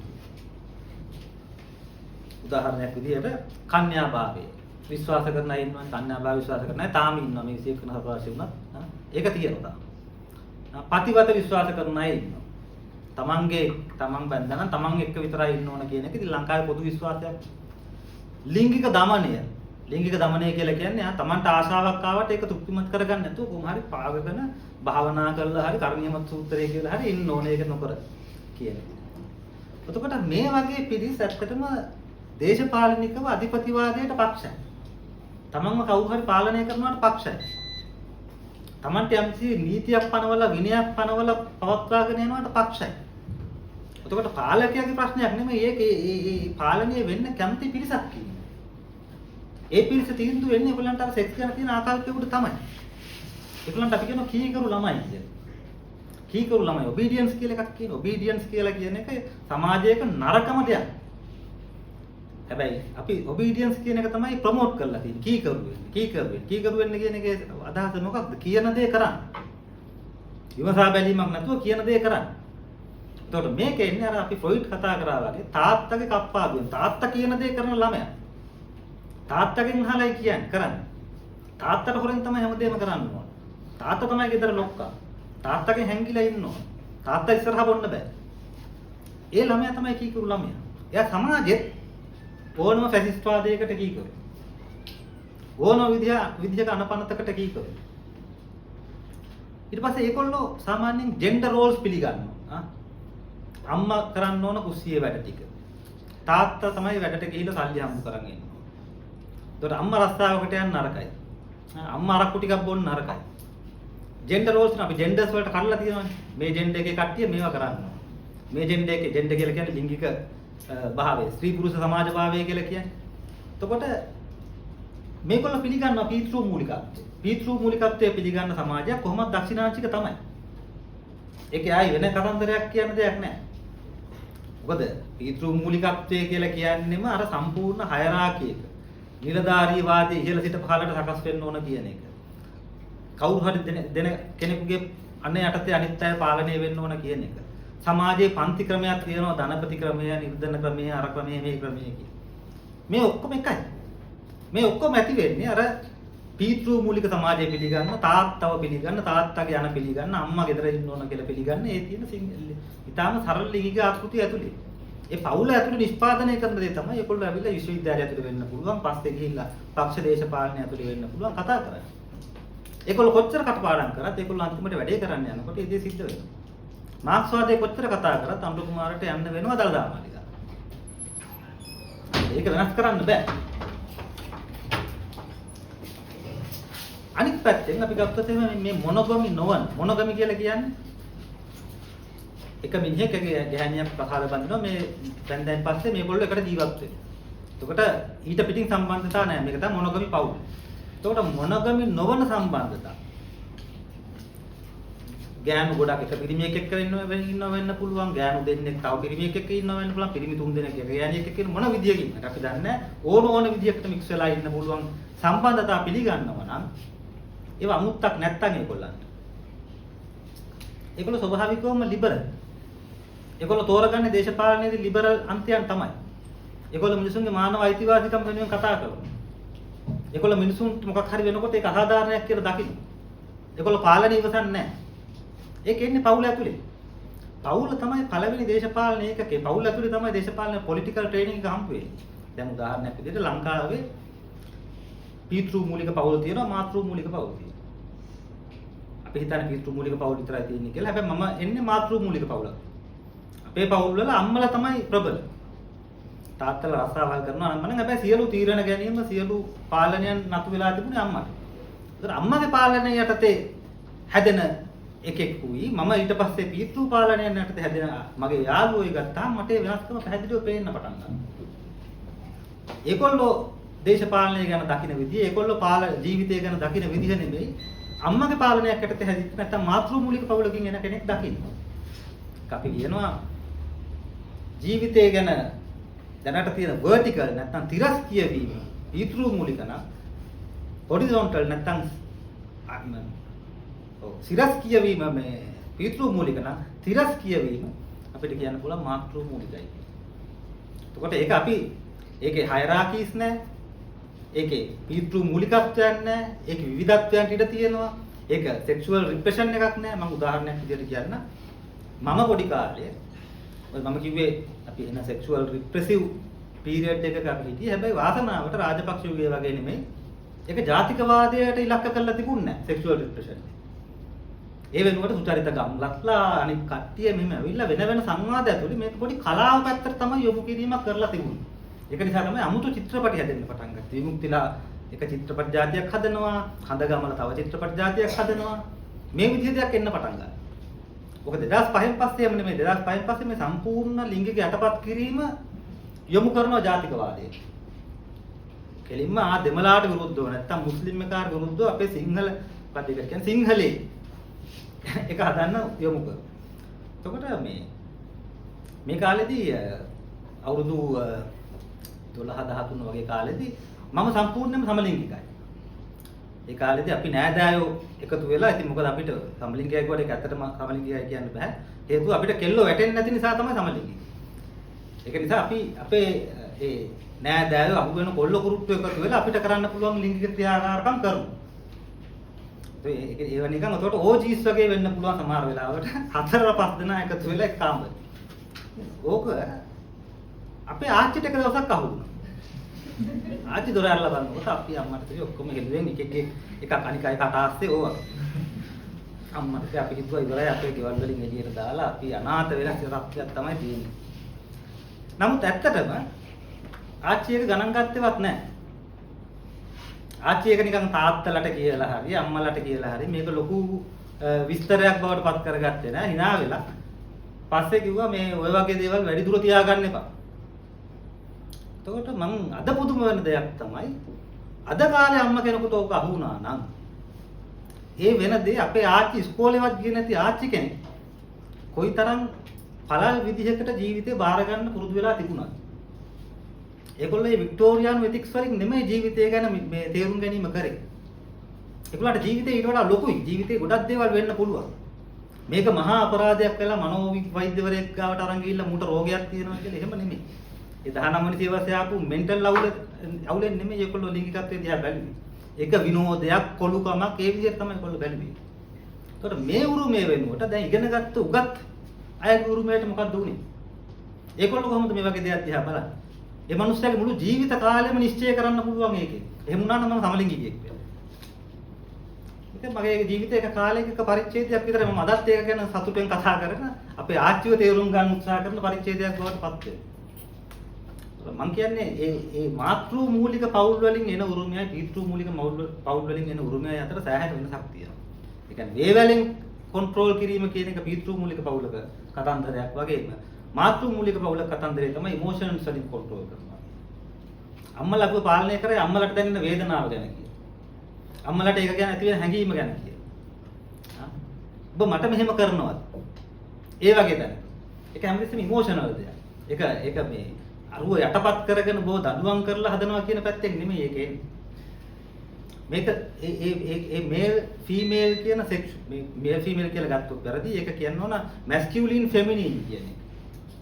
ගැහණු පිරිමි නෙමෙයි සමහර ගැහණු ඉන්නවා පිරිමින්ට වඩා පිරිමි. සමහර පිරිමි ඉන්නවා පිරිමින්ට වඩා ගැහණුන්ට වඩා ගැහණු. ඒකට ඒක ඊට වඩා ක්වොලිටිස් දෙකක් විදිහට ගත්තොත් එහෙනම් මැස්කියුලින් ෆෙමිනින් කියන ලෝකේ බලන්න පුරුදු වෙන අපේ රාමුව අපේ පර්ස්පෙක්ටිව් එක. මම මේ ඉතිහාස කතන්දරය ගැන අපි කිව්වොත් එහෙනම් ඉතිහාස කතන්දරය අපි තේරුම් ගන්න ඕන දේ තමයි අපි අර කතා කරපු ඊටාම ඈත ආරාමවල සමූහ රමණයන් කරද්දී රාජ්‍ය මැදිහත් වෙච්ච තැන ඉඳන් අද සර්වේලන්ස් කැමරා දාලා පොඩි CCTV කැමරා වලින් අපුව අල්ලන තැන දක්වාම පාලනය විසින් කරන්නේ සෙක්ස් යටපත් කිරීම තමයි. අපි කොහොමද හැසිරෙන්න ඕන? අපි චූ කරන්න ඕන කොහොමද? අපි නිදා ගන්න ඕන කොතනද? සෙක්ස් කරන්න ඕන කොතනද? වාහනයක් ඇතුළේ සෙක්ස් කරොත් එහම අත්අඩංගුවට ගන්න පුළුවන්ද? බීච් එකේ අල්ලන් හිටියොත් මේ අත්අල්ලන් හිටියොත් එහෙම මොකද කරන්න පුළුවන්? වික්ටෝරියා පාර්ක් එකේ මොනවා හරි කරොත් එහෙම පොලිසියට ගෙනියන්න පුළුවන්. මේ දේවල් වල වෙනසක් වෙලා නැහැ. රාජ්‍යයේ ඉන්නවා තාම අපේ ඇඳුම්. ඉතින් මම ඔය දාර්ශනික ඒක ගැන අදහස් කියපු අයගේ පොඩි පැචර්ස් ටිකක් ඒගොල්ලන්ගේ අදහස් වල පොඩි රාමු ටිකක් කියන්නම්. ඒකට හේතුව මම අර ඉස්සෙල්ලා කිව්වා වගේ මාර පඬිත කතාවක් කියන්න නෙමෙයි. හැබැයි මේ මිනිස්සු මේක දිහා බලපු ආකල්ප අපිට ටිකක් තේරුම් ගත්තාම ලේසි අපේම කියලා දෙයක් හිතා ගන්න. අපිට ඒක ඇතුළට ඇතුල් වෙන්න. සිග්මන්ඩ් ෆ්‍රොයිඩ්ගෙන් පටන් ගත්තොත් එහෙම සිග්මන්ඩ් ෆ්‍රොයිඩ් කියන කතාව තමයි ලස්සනම කතාව. ඒ කියන්නේ ශිෂ්ටාචාරය නැත්නම් සිවිලයිසේෂන් කියන එක හැදෙන්නෙම සෙක්ස් යටපත් කිරීම හරහා. ඒ කියන්නේ අම්මත් එක්ක අපේ තිබිච්ච බැඳීම තාත්තා විසින් කඩන තැන. ඒ ඊඩිපස් ප්‍රශ්නේ ඇති වෙන තැන තමයි සංස්කෘතිය උපත සිද්ධ වෙන්නේ. ඊට පස්සේ අපි ඒ තෘප්තිය හොයාගෙන නොයෙක් නිර්මාණ කරනවා. ඒවා කලාව වෙන්න පුළුවන්, දේශපාලන වෙන්න පුළුවන්, අහස උසට බිල්ඩින් හදනවා වෙන්න පුළුවන්, අධිවේගෙන් යන වාහන හදනවා වෙන්න පුළුවන්, අඟහරු හොයාගෙන යනවා වෙන්න පුළුවන්. හැබැයි මේ අපි තාම හොයන්නේ අර අම්මත් එක්ක තිබිච්ච තෘප්තිමත් තැනට යන්න තියෙන බාධා. ඒ බාධා කිරීම අපේ සංස්කෘතියේ ලොකු ගමනක් යන්න පටන් ගන්නවා. මෙන්න මේ යන ගමන ඇතුලේ තමයි ශිෂ්ටාචාරය නිර්මාණය වෙන්නේ කියලා ෆ්‍රොයිඩ් කියන්නේ. එතකොට දේශපාලනය හා සංස්කෘතිය නැත්නම් පොලිටික්ස් සහ කල්චර් කියලා අපි කියන්නේම අපි විශ්වාස කරනවානේ අපි අර වානරයන්ගෙන් ආපු එවුන් කියලා වානර උරුමයන් තියෙනවානේ අපිට.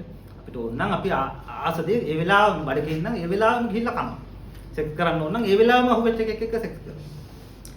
මේක කරන්න බැරි වෙනවා. මේක කරන්න බැරි කිරීම තමයි දේශපාලනය සහ සංස්කෘතියේ කාරණේ වෙන්නේ.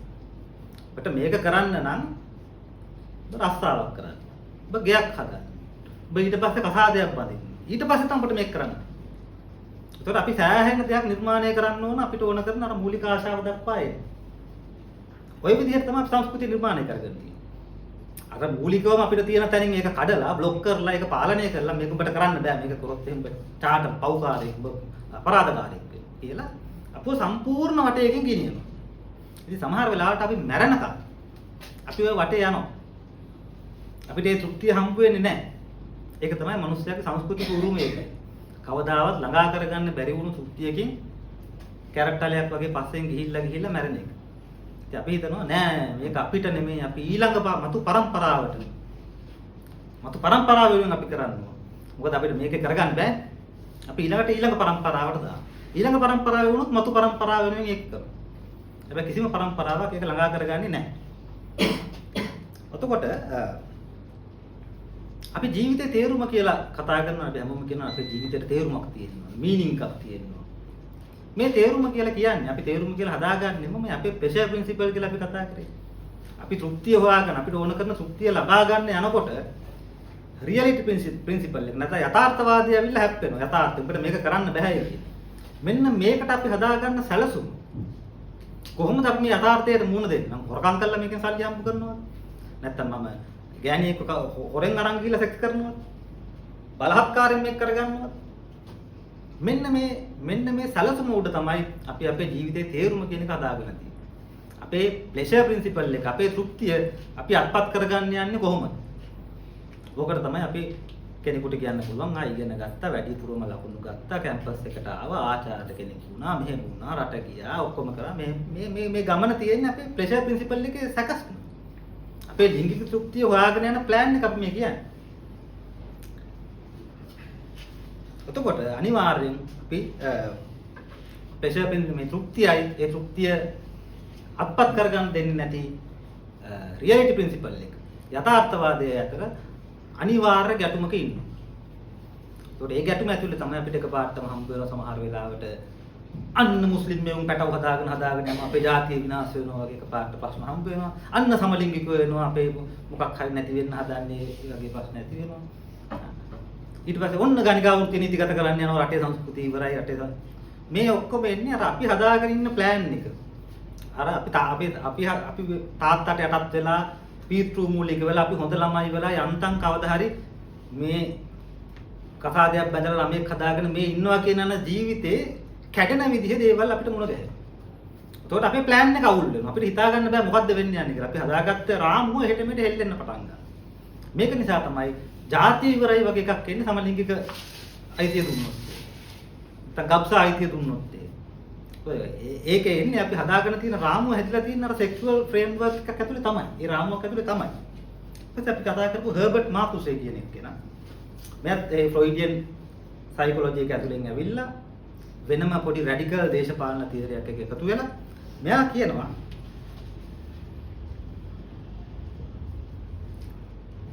රිප්‍රෙෂන් එක කියලා කියන්නේ අපි ෆ්‍රොයිඩ් කියනවා හැමතිස්සෙම ශිෂ්ටාචාරය හදන්නේ සෙක්ස් රිප්‍රෙස් කරලා සෙක්ස් යටපත් කරලානේ ශිෂ්ටාචාරයක් හදන්නේ.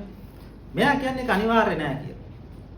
මෙයා කියන්නේ සෙක්ෂුවල් රිප්‍රෙෂන් එක නොතිබුණා නම් සෙක්ස් යටපත් කිරීම අඩු කරා නම් සමාජය වඩා නිරෝගී සමාජයක් බවට පත් වෙනවා.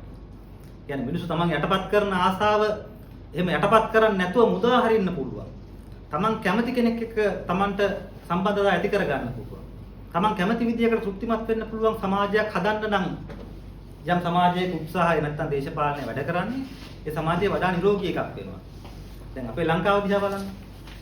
ලංකාවේ සමාජය වැඩ කරන්නේ මිනිස්සුන්ගේ සතුට ඒගොල්ලන්ට ලබා දෙන පැත්තටද නැත්නම් සතුට සීමා කරන පැත්තටද?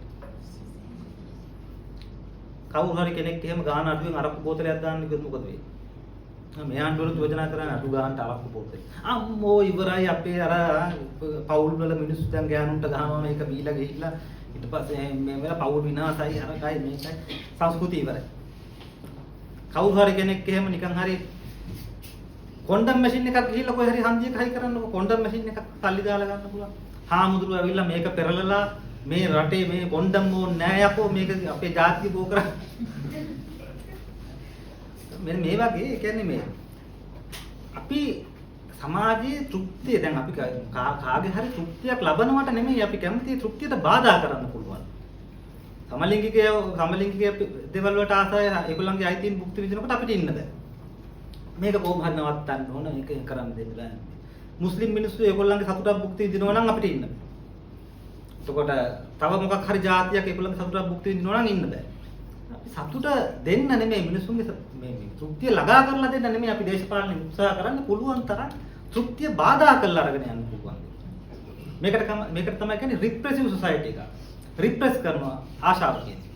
එතකොට මාකුසේ කියන හරි ලස්සන කතාවක් ඒ කියන්නේ දැන් අපි මොන හරි වැඩක් කරනවා නම් අපි මොකක් හරි ආර්ට් එකක් කරනවා නැත්නම් ජොබ් එකක් කරනවා නම් මේ ජොබ් එකෙන් අපිට තියෙන තෘප්තිය ඒක කරාම අපිට නිකන් සම්පූර්ණ හැකියාවක් දැනෙනවා.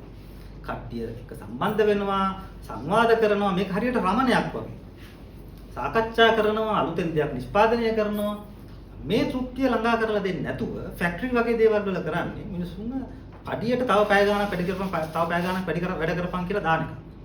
ඒතකොට මේගොල්ලෝ මෙහෙම වැඩ කරගෙන යනවා මිසක් කවදාවත් අර තමන්ගේ ආශාව තෘප්තිමත් කරන මට්ටමකටපත් වෙන්නේ නැහැ. ඒගොල්ලෝ සදාකාලිකව එන්න ඒගොල්ලන්ගේ ජීවිතෙන් මැෂින් බවට පත් වෙමින් යනවා.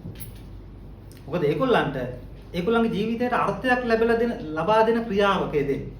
ඒගොල්ලන්ගේ ජීවිතයට සතුටක් ලබා දෙන ක්‍රියාවකයේ දෙන්න නෙමෙයි වර්ක් කියන එක. නැත්තම් වැඩ කිරීම කියන එක නිර්මාණය කරලා තියෙනවා. ඉතින් මාපුසේ කියන්නේ මේක රිප්‍රෙෂන් එක. මිනිස්සු වැඩ කරන්නේ මිනිස්සුන්ගේ තෘප්තියට. ඒතකොට ඒ මිනිස්සු මේ වැඩෙන් තෘප්තිමත් වෙනවා. අතෘප්තිදායක විදිහට මිනිස්සු වැඩ කරන්න බෑ. එතකොට ආර්ථිකයෙන් හැමතිස්සෙම කියන්නේ යා කියන්නේ ධනවාදී ආර්ථිකය ගැන. ධනවාදී ආර්ථිකයෙන් හැමතිස්සෙම කරන්නේ මිනිස්සයාව තෘප්තිමත් කරනවා කියලා දෙයකට දාලා තෘප්තිය ලබා නොදෙන තමන් හුස්ම ගන්නවාද කියලාවත් අමතක වෙන තරමේ ක්‍රියාවලියක් ඇතුළට දානවා. ඒගොල්ලන්ට ඒක විඳින්න ජීවිතය විඳින්න සුවඳක් විඳින්න ගඳක් සුවඳක් බලන්නේ එහෙම දෙයක් ලැබෙන්නේ නැහැ. හොඳ උදාහරණයක් කල්පනා කරන්නකෝ දැන් මේ කැම්පස් එකේ. මේක බාව හැදුවා කියලානේ කියන්නේ. ජෙෆ්රි බාව හදපු කැම්පස් එක. ඒතකොට ජෙෆ්රි බාව හදපු කැම්පස් එකේ ජෙෆ්රි බාවගේ සාමාන්‍යයෙන් මමත් එක මේ හින්දි කතා කරනකොටත් කිව්වේ මේක සාමාන්‍යයෙන් ස්පේසස් තියෙනවනේ අවකාශය. ජෙෆ්රි බාව ලොකු ඉඩ හදනවා. ඒතකොට මේ ඉඩ හදන්නේ මොකටද? ඉඩ හදන්නේ බිල්ඩින් වලට වඩා මිනිස්සු එලි මහනේ ගැවසෙන්න, එලි මහනේ එකතු වෙන්න, ගස් යට ඉඳ ගන්න මෙන්න මේ දේවල් භුක්ති විඳිනකොට ඒගොල්ලන්ට සිද්ධ වෙන එක අනුරාගයක්. මේක ජීවිතය පිළිබඳ ශෘංගාර පැවැත්මක්.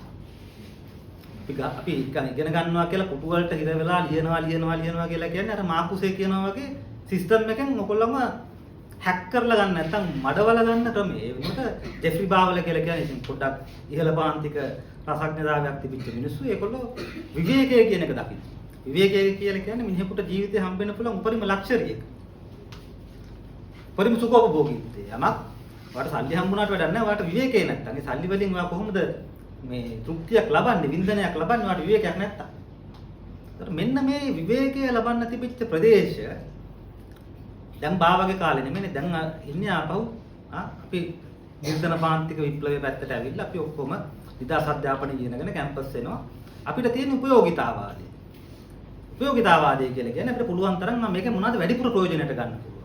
මේ මිනිහා පැයටක් වැඩ කරනවා නම් මුකින් පැය 16ක් වැඩ ගන්න බැරි. එතකොට මේ කම්පියුටරේ දැන් පැයට නම් වැඩ කරන්නේ මේක කොහොමද අපි 3 දෙනෙක් අතර බෙදලා වැඩ කරන්න වැඩිපුර වැඩ ගන්න. ඒ වගේ විශ්වවිද්‍යාලේ භාව හදපු විශ්වවිද්‍යාලෙත් අපි කල්පනා කරනවා මේ ඉඩ මේ නිකන් තියනට වඩා හොඳ නැද්ද මෙතන බිල්ඩින්ග් එකක් ගහුවා. මේකෙත් බිල්ඩින්ග් ටිකක් ගහලා දෙනවා. මේක පොඩි කාමරයක් හදලා අරගොල්ලන්ට දෙනවා. මේකේ පොඩි තව එකක් හදාගෙන. ඒගොල්ලන්ට අවකාශය පිළිබඳ හැඟීම එන්නේ නැහැ. ඒකට භාවයට තිබිච්ච ජීවිතය පිළිබඳ අධ්‍යාපනය පිළිබඳ නැත්නම් දැනුම ලබා ගැනීම පිළිබඳ තිබිච්ච ශෘංගාර දැනුම. අනුරාගික දැනුම තමන්ගේ ජීවිතය ඇතුලෙන් මේ දැනුම ලබා ගන්න ඕන. තමන්ගේ ජීවිතේ පරිවර්තනයක් සිද්ධ වෙන්න ඕන කියන දැනුම මේ අලුත් උගත්තුන්ට එන්නේ නැහැ. අලුත් උගත්තු බලන්නේ පුරුවන් තරම් හැම ටූටි ඉඩක්ම පාවිච්චි කරමින් මිනිස්සුන්ගේ විවේකය, මිනිස්සුන්ගේ විඳීම, මිනිස්සුන්ගේ හැඟීම් කියන දේවල් වෙනුවට බිල්ඩින් හරි සල්ලි හරි මවන්න පුළුවන් දෙයක්.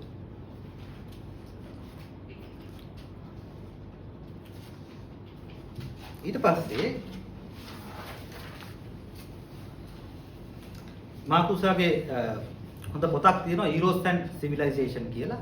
ඒ පොතේ තමයි මාකුසා කතා කරන්නේ කොහොමද ඉරොතිකය නැත්තම් ශෘංගාරය යටපත් කිරීම හරහා මිනිස්සු මෙහෙම පීඩාකාරී ශිෂ්ටාචාරයක් මවාගත්තේ කියලා. එයා කියනවා සමාජයක ලිංගිකත්වය යටපත් කරේ නැත්තම් අපි සමාජයක ලිංගිකත්වයට නිදහසේ වැඩෙන්න ඉඩ දුන්නොත් ඒ සමාජය කවදාවත් ඒකාධිපතිය බිහි කරන සමාජයක් බවට පත් වෙන්නේ නැහැ. ලිංගික නිදහස තියෙන සමාජයක ඒකාධිපතියෙක් බිහි වෙන්නේ නැහැ. ඒ වෙනුවෙන් එයා කියන්නේ අලුත් රියැලිටි ප්‍රින්සිපල් එකක්. අලුත් යථාර්ථවාදයේ පිළිබඳ ප්‍රින්සිපල් එකක් අපි හදා ගන්නවා. යථාර්ථවාදය කියලා අපි මේ පිළිගන්න එක වෙනුවට වඩා මිනිස්සුන්ගේ ආශාව නිදහස් කරන්න පුළුවන්, මිනිස්සුන්ගේ මේ තෘප්තිය ළඟා කර ගන්න පුළුවන් අවකාශයන් නිර්මාණය කරන පැත්තට පාලනය, දේශපාලනය අඩගැහෙයි. අන්න ඒකයි අපි කියන්නේ නවීකාරක දේශපාලනයක්. මිනිසුන්ගේ ආශාව පාලනය කරන දේශපාලනය වෙනුවට මිනිසුන්ගේ ආශාව නිදහස් කරන දේශපාලනයකට පරිවර්තනය කරන්න පුළුවන් නම් ඔව්. අන්න දේශපාලනයේ සදාචාරමය පරිවර්තනයක් සිද්ධ වෙලා තියෙනවා. දේශපාලනයේ සියලු යථාර්ථයන් වෙනස් කරමින් තියෙනවා. ඉතින්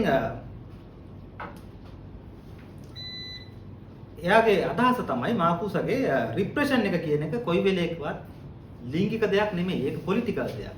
අපි කියන්නේ රිප්‍රෙෂන් කියලා කියන්නේ අපේ ආශාව යටපත් කිරීම කියන එක. ඒක අපේ ලිංගික අර්ථයෙන් අපේ ඇඟෙන් සිද්ධ වෙන දෙයක් නෙමෙයි. ඒ වෙනුවට දේශපාලනික බලපෑමක් ඇතුළේ.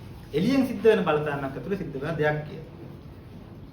මේ වෙනුවට එයා යෝජනා කරනවා හැමතිස්සෙම පරිකල්පනය සහ බලය ඇතුළේ අපේ ෆැන්ටසිය සහ පවර් එක. ෆැන්ටසිය සහ පොලිටික්ස් අතර ෆයිට් එකක් නිතරම සිද්ධ වෙන්න ඕන. ඒකෙන් විතරයි අපිට වෙනස් කරන්න පුළුවන් වෙන්නේ සමාජයක පරිවර්තනයක්. ඒකට වචනයක් කියනවා ඊස්තටික් ඩයිමෙන්ෂන් එකක් නැත්තම් සෞන්දර්යාත්මක ප්‍රවේශයක් නිර්මාණය කරගන්න ඕන කියලා බලය සහ පරිකල්පනය අතර. ඒතකොට ඒකෙදි ආර්ට් වලට සෑහෙන වැඩ කොටසක් කරන්න තියෙනවා කියන එක තමයි එයාගේ අදහස. මොකද සොසයිටි එකක යටපත් කරන, සොසයිටි එකක තහනම් කරන, වාරණය කරන ලිංගිකත්වය හැමතිස්සෙම එළියට එන්නේ ආර්ට් ඇතුලේ. ආර්ට් එකක් දිහා බැලුවෙන් පස්සේ අපිට තේරුම් ගන්න පුළුවන් මේ සමාජයේ කොයිතරම් වාරණයට මුහුණ දීලා තියෙනවද, කොයිතරම් ආතතියක් ඇතුළත ජීවත් වෙන්නේ කියලා. එයාගේ තමයි ප්‍රසිද්ධම දැන් මේ කාලේ ඉරානයේ යුද්ධෙත් එක්කත් මේ කතාව නිතරම එළියට එනවා. make love not war කියන අදහස එනවා. යුද්ධය වෙනුවට ආදරය කරන්න කියන. ඒ කියන්නේ යුද්ධ කරනවා වෙනුවට ආදරය කරන්න කියන ප්‍රසිද්ධ තේමා පාඩය මාකුස හදන එයාගේ කටින් කියවන තේමා පාඩය.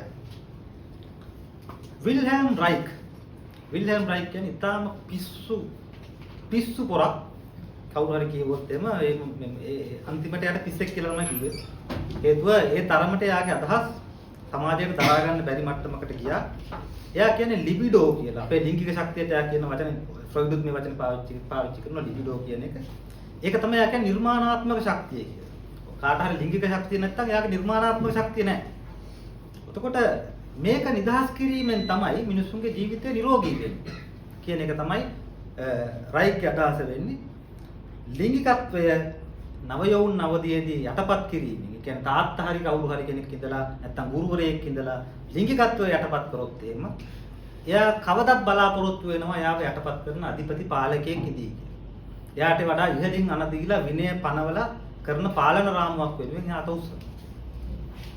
එයා වෙනස්කම් වලට බයයි. එයා සම්ප්‍රදාය ආරක්ෂා කරනවා. ඒ කියන්නේ කන්සර්වේටිව් පැත්තට තමයි එයා යන්නේ. වෙනස්කම් කරන්න දෙන්නේ නැහැ. විවිධත්වයේ බාරගන්නේ නැහැ. තියෙන රාමුව වෙනස් කරොත් එයාගේ සම්පූර්ණ සැකිල්ල අවුල් වෙන්න පටන් ගන්නවා.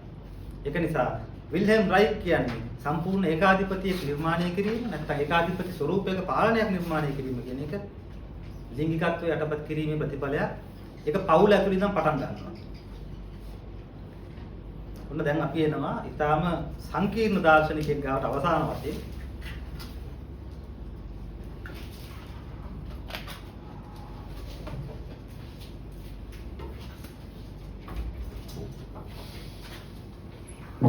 මෙයාගේ නම ගිල්ස් ඩෙලූස් කියලා. මෙයා ප්‍රංශ දාර්ශනිකයෙක්. පශ්චාත් ව්‍යුහවාදය ගැන ඔයගොල්ලෝ ඉගෙන ගන්න තියෙනවා නම් පෝස්ට් ස්ට්‍රක්චරලිසම් කියලා කියනවා. පශ්චාත් ව්‍යුහවාදයේ පිළිතුරට මොනවද කියන්නේ? එයා කතා කරන්නේ අර මම ඉස්සෙල්ලා කතා කරපු දේ. එයා මේ සෙක්ස් කියන වචනේ වෙනුවට පාවිච්චි කරන්නේ ඩිසයර් කියන එක. ආශාව කියන එක. සෙක්ස් වලට වඩා එහාට යනවා. සෙක්ස් කියන එක ආශාව එක ස්වරූපයක් විතරයි කියනවා. එතකොට එයා කියනවා බලය නැත්නම් පවර් එක කියන එක දේශපාලනයේදී අපි කතා කරන බලය ගැන. ඒකෙන් කොහොමද සෙක්ස් හසුරවන්නේ කියන එක තමයි එයාගේ විෂයය. එයා බලනවා එකෙන් ෆැසිස්ට්වාදය ඇතුළේ කොහොමද ෆැසිස්ට්වාදී බලය කොහොමද සෙක්ස් හසුරවන්නේ? ධනවාදය ඇතුළේ කොහොමද සෙක්ස් හසුරවන්නේ? පවුල ඇතුළේ කොහොමද සෙක්ස් හසුරවන්නේ? ඊටත් එතෙන් පවුල කියලා කියන එක මේ අපිට සාමාන්‍ය සරල ඒකකයක් විදිහට පෙනුනට ඒක මේ විශ්වීය ඒකකයක් නෙමෙයි, යුනිවර්සල් යුනිට් එකක් නෙමෙයි. ඒක දේශපාලනිකව යෝජනා කරපු හදපු යුනිට් එකක්. ඒක ලෝකේ හැමතැනම මේ විදිහේ අම්මයි තාත්තයි පුතයි ඉන්න පවුල් නැහැ. එහෙම ආකෘතියක් නිර්මාණය කරලා තියෙන එක දේශපාලනික ආකෘතියක්. ඒකෙන් පුරුදු කරලා තමයි ඊට පස්සේ පන්සලට හෝ පල්ලියට යනවා, ඉස්කෝලේට යනවා, ඉස්කෝලෙන් දේශපාලන පක්ෂ ඇතුළට ඇතුළු වෙනවා, රාජ්‍යකරණයට ඇතුළු වෙනවා. මෙන්න මේ විදිහේ යුනිට්ස් ටික හැදෙන්නේ. එතකොට පවුල ඇතුලේ වාගේ ලිංගිකත්වය channel කරන්න නැත්නම් ආශාව channel කරන්න පුරුදු කරන විදිහ තමයි වා දේශපාලනයේදී කරගෙන යන්නේ. එතකොට එයාගේ හරි ලස්සන කියමනක් තමයි මේ ෆැසිස්ට් වාදී අපි හිට්ලර් ගැන එහෙම කතා කරනවා නේ. කියන්නේ ෆැසිස්ට් වාදියෝ කියන්නේ. හැබැයි හිට්ලර් ෆැසිස්ට් වාදියෙක් කියන එක නෙමෙයි ඩෙලුස්ගේ අදහස තියෙන්නේ. හිට්ලර්ගෙන් පාලනය වෙන්න කැමති ජනතාවක් හිටියා. ඒ ජනතාව ආසා හිට්ලර් වගේ කෙනෙක් ඇවිල්ලා පාලනය කරනවා. ලංකාවේ කාට හරි මතක නම් හාමුදුරුවෝ කිව්වා අපිට හිට්ලර් වගේ ඒකාධිපතියෙක් ඕන කියලා. ඒක කාලෙක.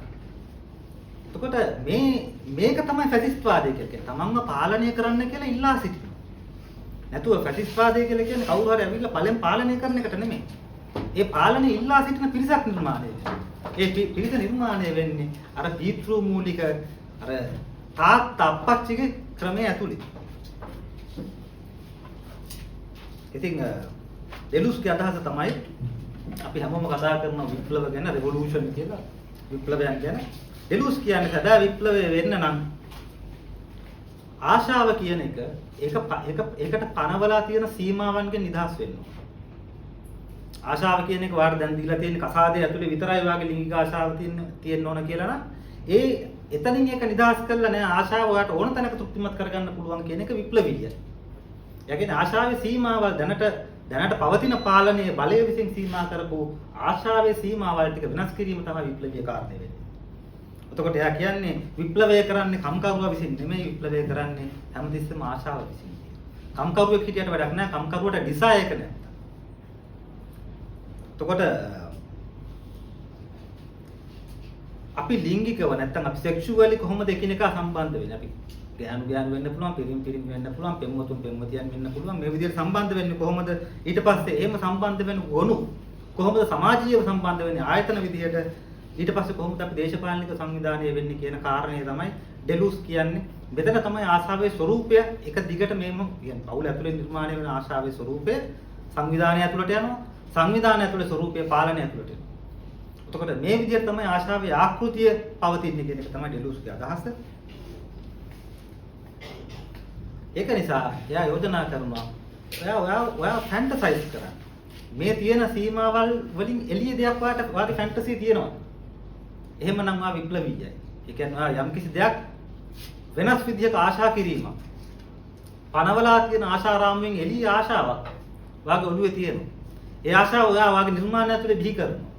ඒ ආශාව වෙනුවෙන් මා කවි ලියනවා, චිත්‍රපටි හදනවා. ඒ ආශාව දරන තව පිරිසවල් නිර්මාණය වෙනවා. ඊට පස්සේ ඒක දේශපාලනයක් විදිහට වැඩ කරන්න පටන් ගන්නවා. ඒතකොට දේශපාලනය වෙනස් කරනවා කියලා කියන්නේ වෙන මොකක්වත් නෙමෙයි. මිනිස්සු ආශා කරන විදිහ වෙනස් කරනවා කියන එක. ඒක නිසා තමයි පාලනයේ ඉන්නේ රනිල් වික්‍රමසිංහද අනුර කුමාරද කියන එක අදාළ වෙන්නේ නැත්තේ. දෙන්නම ආශා කරන්නේ එක විදිහට. දෙන්නගේ ආශාව තියෙන එකම දිශාවකට නම් පාලනයේ මාරු වුණා කියලා නිර්ධනයාගෙන් ධනපතියට හෝ ධනපතියාගෙන් නිර්ධනයාට ඒක තේරුමක් වෙන්නේ නැහැ. මොකද නිර්ධනයාගේ ආශාව තියෙන්නේ ධනපතියාගේ ආශාවම වෙලා තියෙන්නේ. නැත්තම් ධනපතියා විසින් නිර්මාණය කරපු ආශාව නිර්ධනයා විසින් වැඳ පුදා ගන්නා මට්ටමක් නිර්මාණය වෙලා තියෙනවා. ඒක නිසා ඩෙලුස් කියනවා අනන්‍යතාවය දැන් අපි ගොඩාක් කතා කරනවානේ ඩෙන්ටිටි පොලිටික්ස් කියලානේ කියන්නේ මේ කාලේ තියෙන්නේ.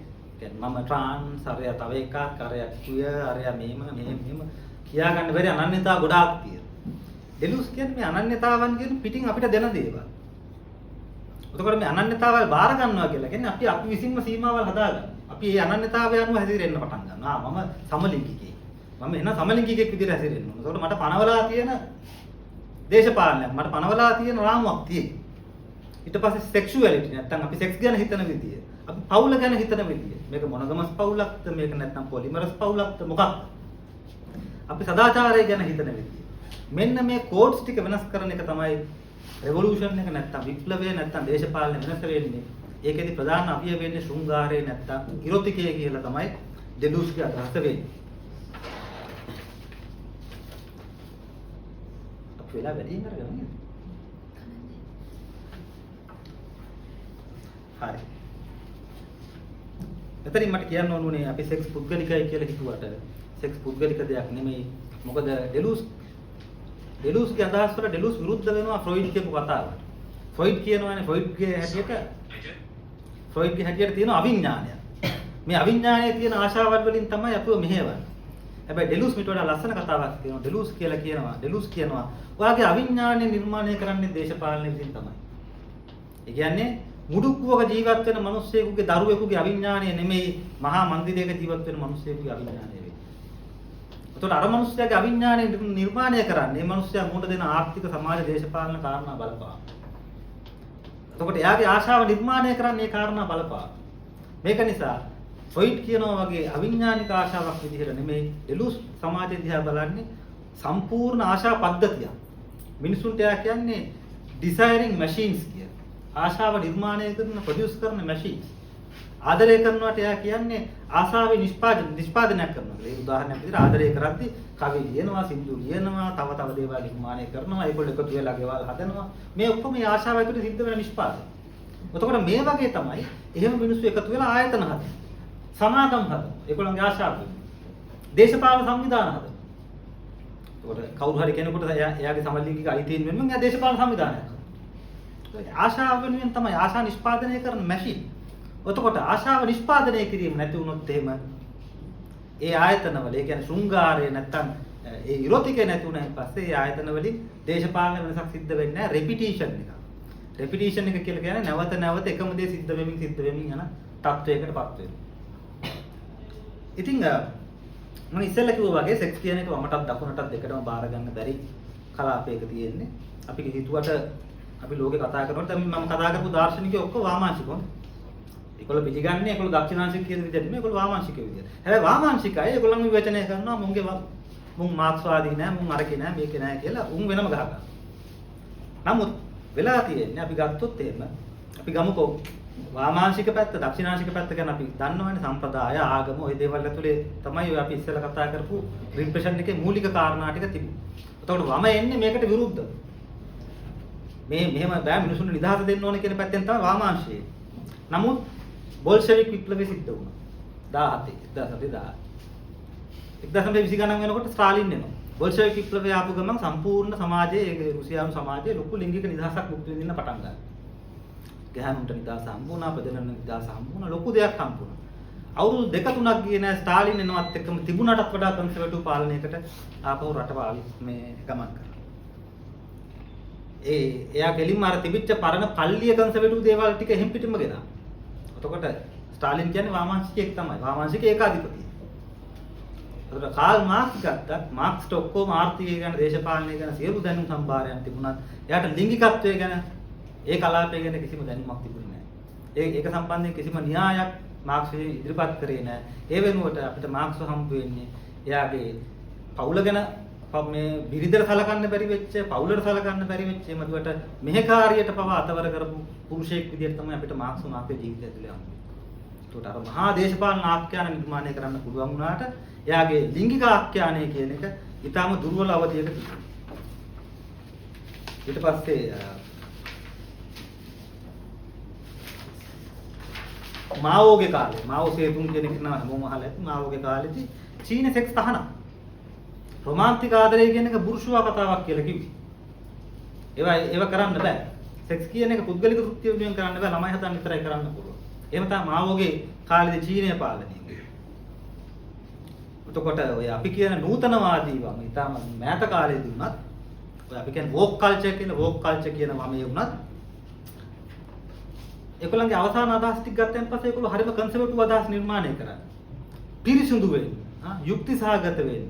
නැත්තම් සෙක්ස් කියන එක ගැන හැමතිස්සෙම ඒගොල්ලෝ කල්පනා කරන්නේ මේ සෙක්ස් වලින් කාව හරි වික්ටිමයිස් වෙනවා. ගොදුරක් බවට පත් වෙනවා. ඒ කියන්නේ සෙක්ස් කියන එක විවෘත තෘප්තිය හොයාගෙන යන ඇඩ්වෙන්චරස් දෙයක් විදියට නෙමෙයි මේ හරිම මට කවුරු හරි බලහත්කාරයක් කරා මට අරයා මේ විදියට කතා කරා දැන් මට මානසික රෝගයක් තියෙනවා මේ වගේ හරිම වික්ටිමයිස් මෙන්ටැලිටි එකකින් තමයි නූතනවම බාර ගන්න පටන් ගත්තේ සෙක්ස් කියන්නේ නැතුව සෙක්ස් කියන එක විවෘතව බාරගත්ත බය නැතුව මොකද සෙක්ස් කියන එකේ තියෙන්නම ඔයා පවතින සීමාවල් අතික්‍රමණය කිරීම සීමාවල් අතික්‍රමණය නොකරනවා නම් එතන සෙක්ස් කියලා දෙයක් නැහැ දැන් උදාහරණයක් විදිහට අපි සරලම දේ ගත්තොත් එහෙම මිනිහෙකුයි ගෑණියෙකුයි එකතු වෙනවා කියලා කියන්නේ මොකක්ද? මම මගේ ශාරීරික සීමාව තව කෙනෙක් එක්ක තරණය කරනවා. එතකොට මේක තමයි හැමතැනම මේ සිද්ධ වෙන්නේ සෙක්ස් කියන නමින්. යම්කිසි පනවා ඇති සීමාවක් වෙන් කරලා තියෙන සීමාවක් අතික්‍රමණය කරනවා. එතකොට මේ අල්පේච්ඡතාවයේ පිළිබඳ අදහස, සදාචාරයේ පිළිබඳ අදහස කියන දේවල් ඔක්කොම ඇන්ටයි ඉරොටික්. ඒ කියන්නේ ශෘංගාර විරෝධී අදහස්. ශෘංගාරය කියන්නේ ඊටාම ලස්සන අදහස් පද්ධතියක් ගේනවා ජෝර්ජ් බටායි කියන දාර්ශනිකයාත් පංච දාර්ශනිකේ බටායි යෝජනා කරන දේ තමයි සෙක්ස් කියලා කියන්නේ ඉරොටික් කියලා කියන්නේම නාස්තිය. ප්‍රයෝජනවත් දෙයක් නෙමෙයි. එයා කියනවා අර ඉස්සර තිබිච්ච යාග හෝම වල මෙම අර දැන් අපේ ලංකාවෙත් අපි ගොඩක් විවේචනය කරන්නේ අර කන්න නැතුව මිනිස්සු ඉඳද්දි ගිහිල්ලා මොකක් හරි චෛත්‍ය ඉස්සරහා මෙච්චර කෑම නාස්ති කරනවාද? ඒ වගේ පෝස්ට් දැකලා ඇතිනේ හැමෝම කාලෙන් කාලට වැටෙනවා ඒ වගේ පෝස්ට්. ඒවට කියන්නේ සැක්‍රිෆයිසර්ස් කියලා. ප්‍රයෝජනයක් නැතුව නාස්ති කිරීම කියන එක සමාජයේ ශෘංගාරය දියුණු කිරීමට හේතුවක්. අනුරාගය වර්ධනය කිරීමට හේතුවක්.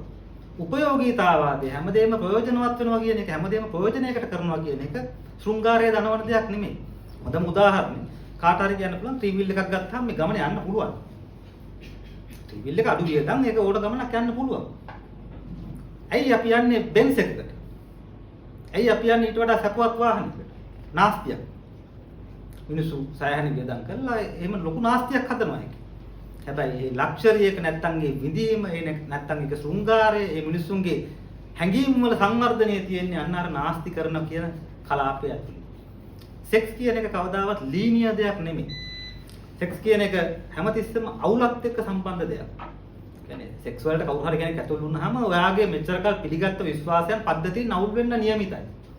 එතකොට අර ජාතිකවාදියෙක් වගේ නිකන් හරි ක්ලියර් විදියට පෙනී ඉන්න බෑ සෙක්ස් ඇතුලේ. වගේ අවුල් පැත්තකුත් තියෙනවා, නොන්දි පැත්තකුත් තියෙනවා. ඒ පැත්තත් බාර ගන්න සිද්ධ වෙනවා. ඒක නිසා බටායිගේ යෝජනාව තමයි එයා හරි ලස්සන කතාවක් වෙනවා කියන්නේ මේ. ලෝකේ අපි හිතුවට ලෝකේ පවතින නාස්තිය උඩ කියලා. ලෝකේ පවතින ඉතුරු කිරීම උඩ නෙමෙයි. ලෝකේ පවතින නාස්ති කිරීම. ඒක ධනවාදය ගැන දන්න ගොඩක් කට්ටිය දන්නවා. ඇති අවශ්‍ය දේ නිෂ්පාදනය කිරීම උඩ නෙමෙයි ලෝකේ ගොඩක් මිනිස්සු දැන් බඩගින්න නිවාගෙන ඉන්නේ. ලෝකේ ගොඩක් මිනිස්සුන්ගේ අවශ්‍යතා සම්පූර්ණ කරන්න පුළුවන් විදිහේ ආර්ථිකයක් වෙල්ත් එකක් ලෝක නිෂ්පාදනය වෙලා තියෙන්නේ අත්‍යවශ්‍ය භාණ්ඩ නිර්මාණය කිරීම මතින් නෙමෙයි. අනවශ්‍ය භාණ්ඩ නිර්මාණය කිරීම. මොකද අනවශ්‍ය භාණ්ඩ නිර්මාණය කරන්නේ ඒවා මිලදී ගන්න ලොකු වියදමක් වැය කරන්නේ ඒ විදිහට වියදම් කරන්න පුළුවන් ලොකු ආර්ථිකයක් නිර්මාණය කරන්න සිද්ධ වෙනවා කියලා කියන්නේ තව ගොඩාක් පිළිසකට තමන්ගේ මූලික අවශ්‍යතා හෝ නිර්මාණය කරන්න පුළුවන් මට්ටමක් වෙල්ත් එකක් නිෂ්පාදනය වෙනවා කියන එක. ඉතින්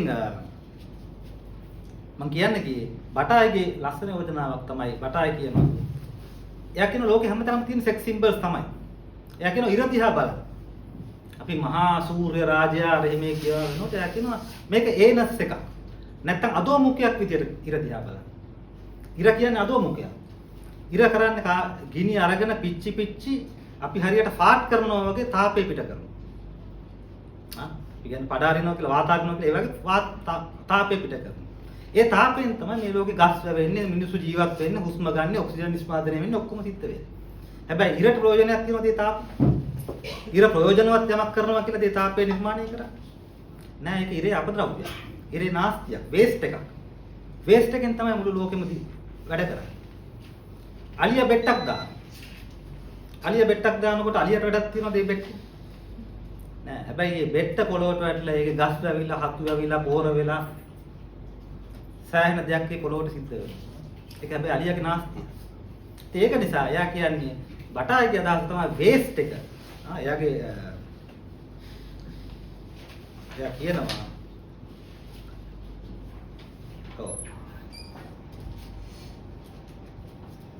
ලෝකේ පවතින්නේම ජීවිතය, මරණය සහ නාස්තිය කියන කාරණා තුන උඩ. ජීවිතය, මරණය සහ නාස්තිය කියන කාරණා තුන උඩ. දැන් සෑහෙන වෙලාවක් මම කාලේ අරගෙන තියෙන නිසා මම ඉතාලම කෙටියෙන් කියනවා ඊතුරු කතන්දර ටික. ඉන්දියාවේ තිබුණා මම ඉතාලම කැමැත්තෙන් ෆලෝ කරන දර්ශනයක් තන්ත්‍ර කියලා. මේ තන්ත්‍ර යානය කියන එක ඉතාලම ආකර්ෂණීය දර්ශනයක්. ඔය අපි කියන වික්ටෝරියානු අනම්මනම් කවතුම් ඔක්කොමටම පසෙකින් බ්‍රාහ්මණ කාලේ අර අපි කියපු ක්‍රිස්තියානිය වගේම තිබුණු ආධිපත්‍යයට විරුද්ධව ආපු දර්ශනයක් තන්ත්‍ර කියලා කියන්නේ. තන්ත්‍රවල තිබිච්ච දේ තමයි බ්‍රාහ්මණවාදයේ බ්‍රාහ්මණ දේශපාලනයෙන් කියපු හොඳ නරක කියන බෙදීම ඒගොල්ලෝ අයින් කරා. ඒගොල්ලෝ අද්වෛත කියලා එකක් ගෙනාවා. හොඳයි නරකයි කියලා නෑ. හොඳ වගේම තමයි නරක. මේ සියල්ල එකට භුක්ති විඳින්න ඕන කියලා. අමු සොහන් වල ඉඳගෙන මිනිමස් කුණු වෙච්ච මස් කාලා ජීවත් වෙන්න පටන් ගත්තා. කවුරු හරි අගෝරි කියන නිකාය ගැන දන්නවා නම් එහෙම තාන්ත්‍රික නිකාය. ඒගොල්ලන්ගේ අරමුණම තියෙන්නේ ඒ හොඳ නරක කැත ලස්සන කියන සීමාවල් ඉක්මවා යාම කියන්නේ. එතකොට මේ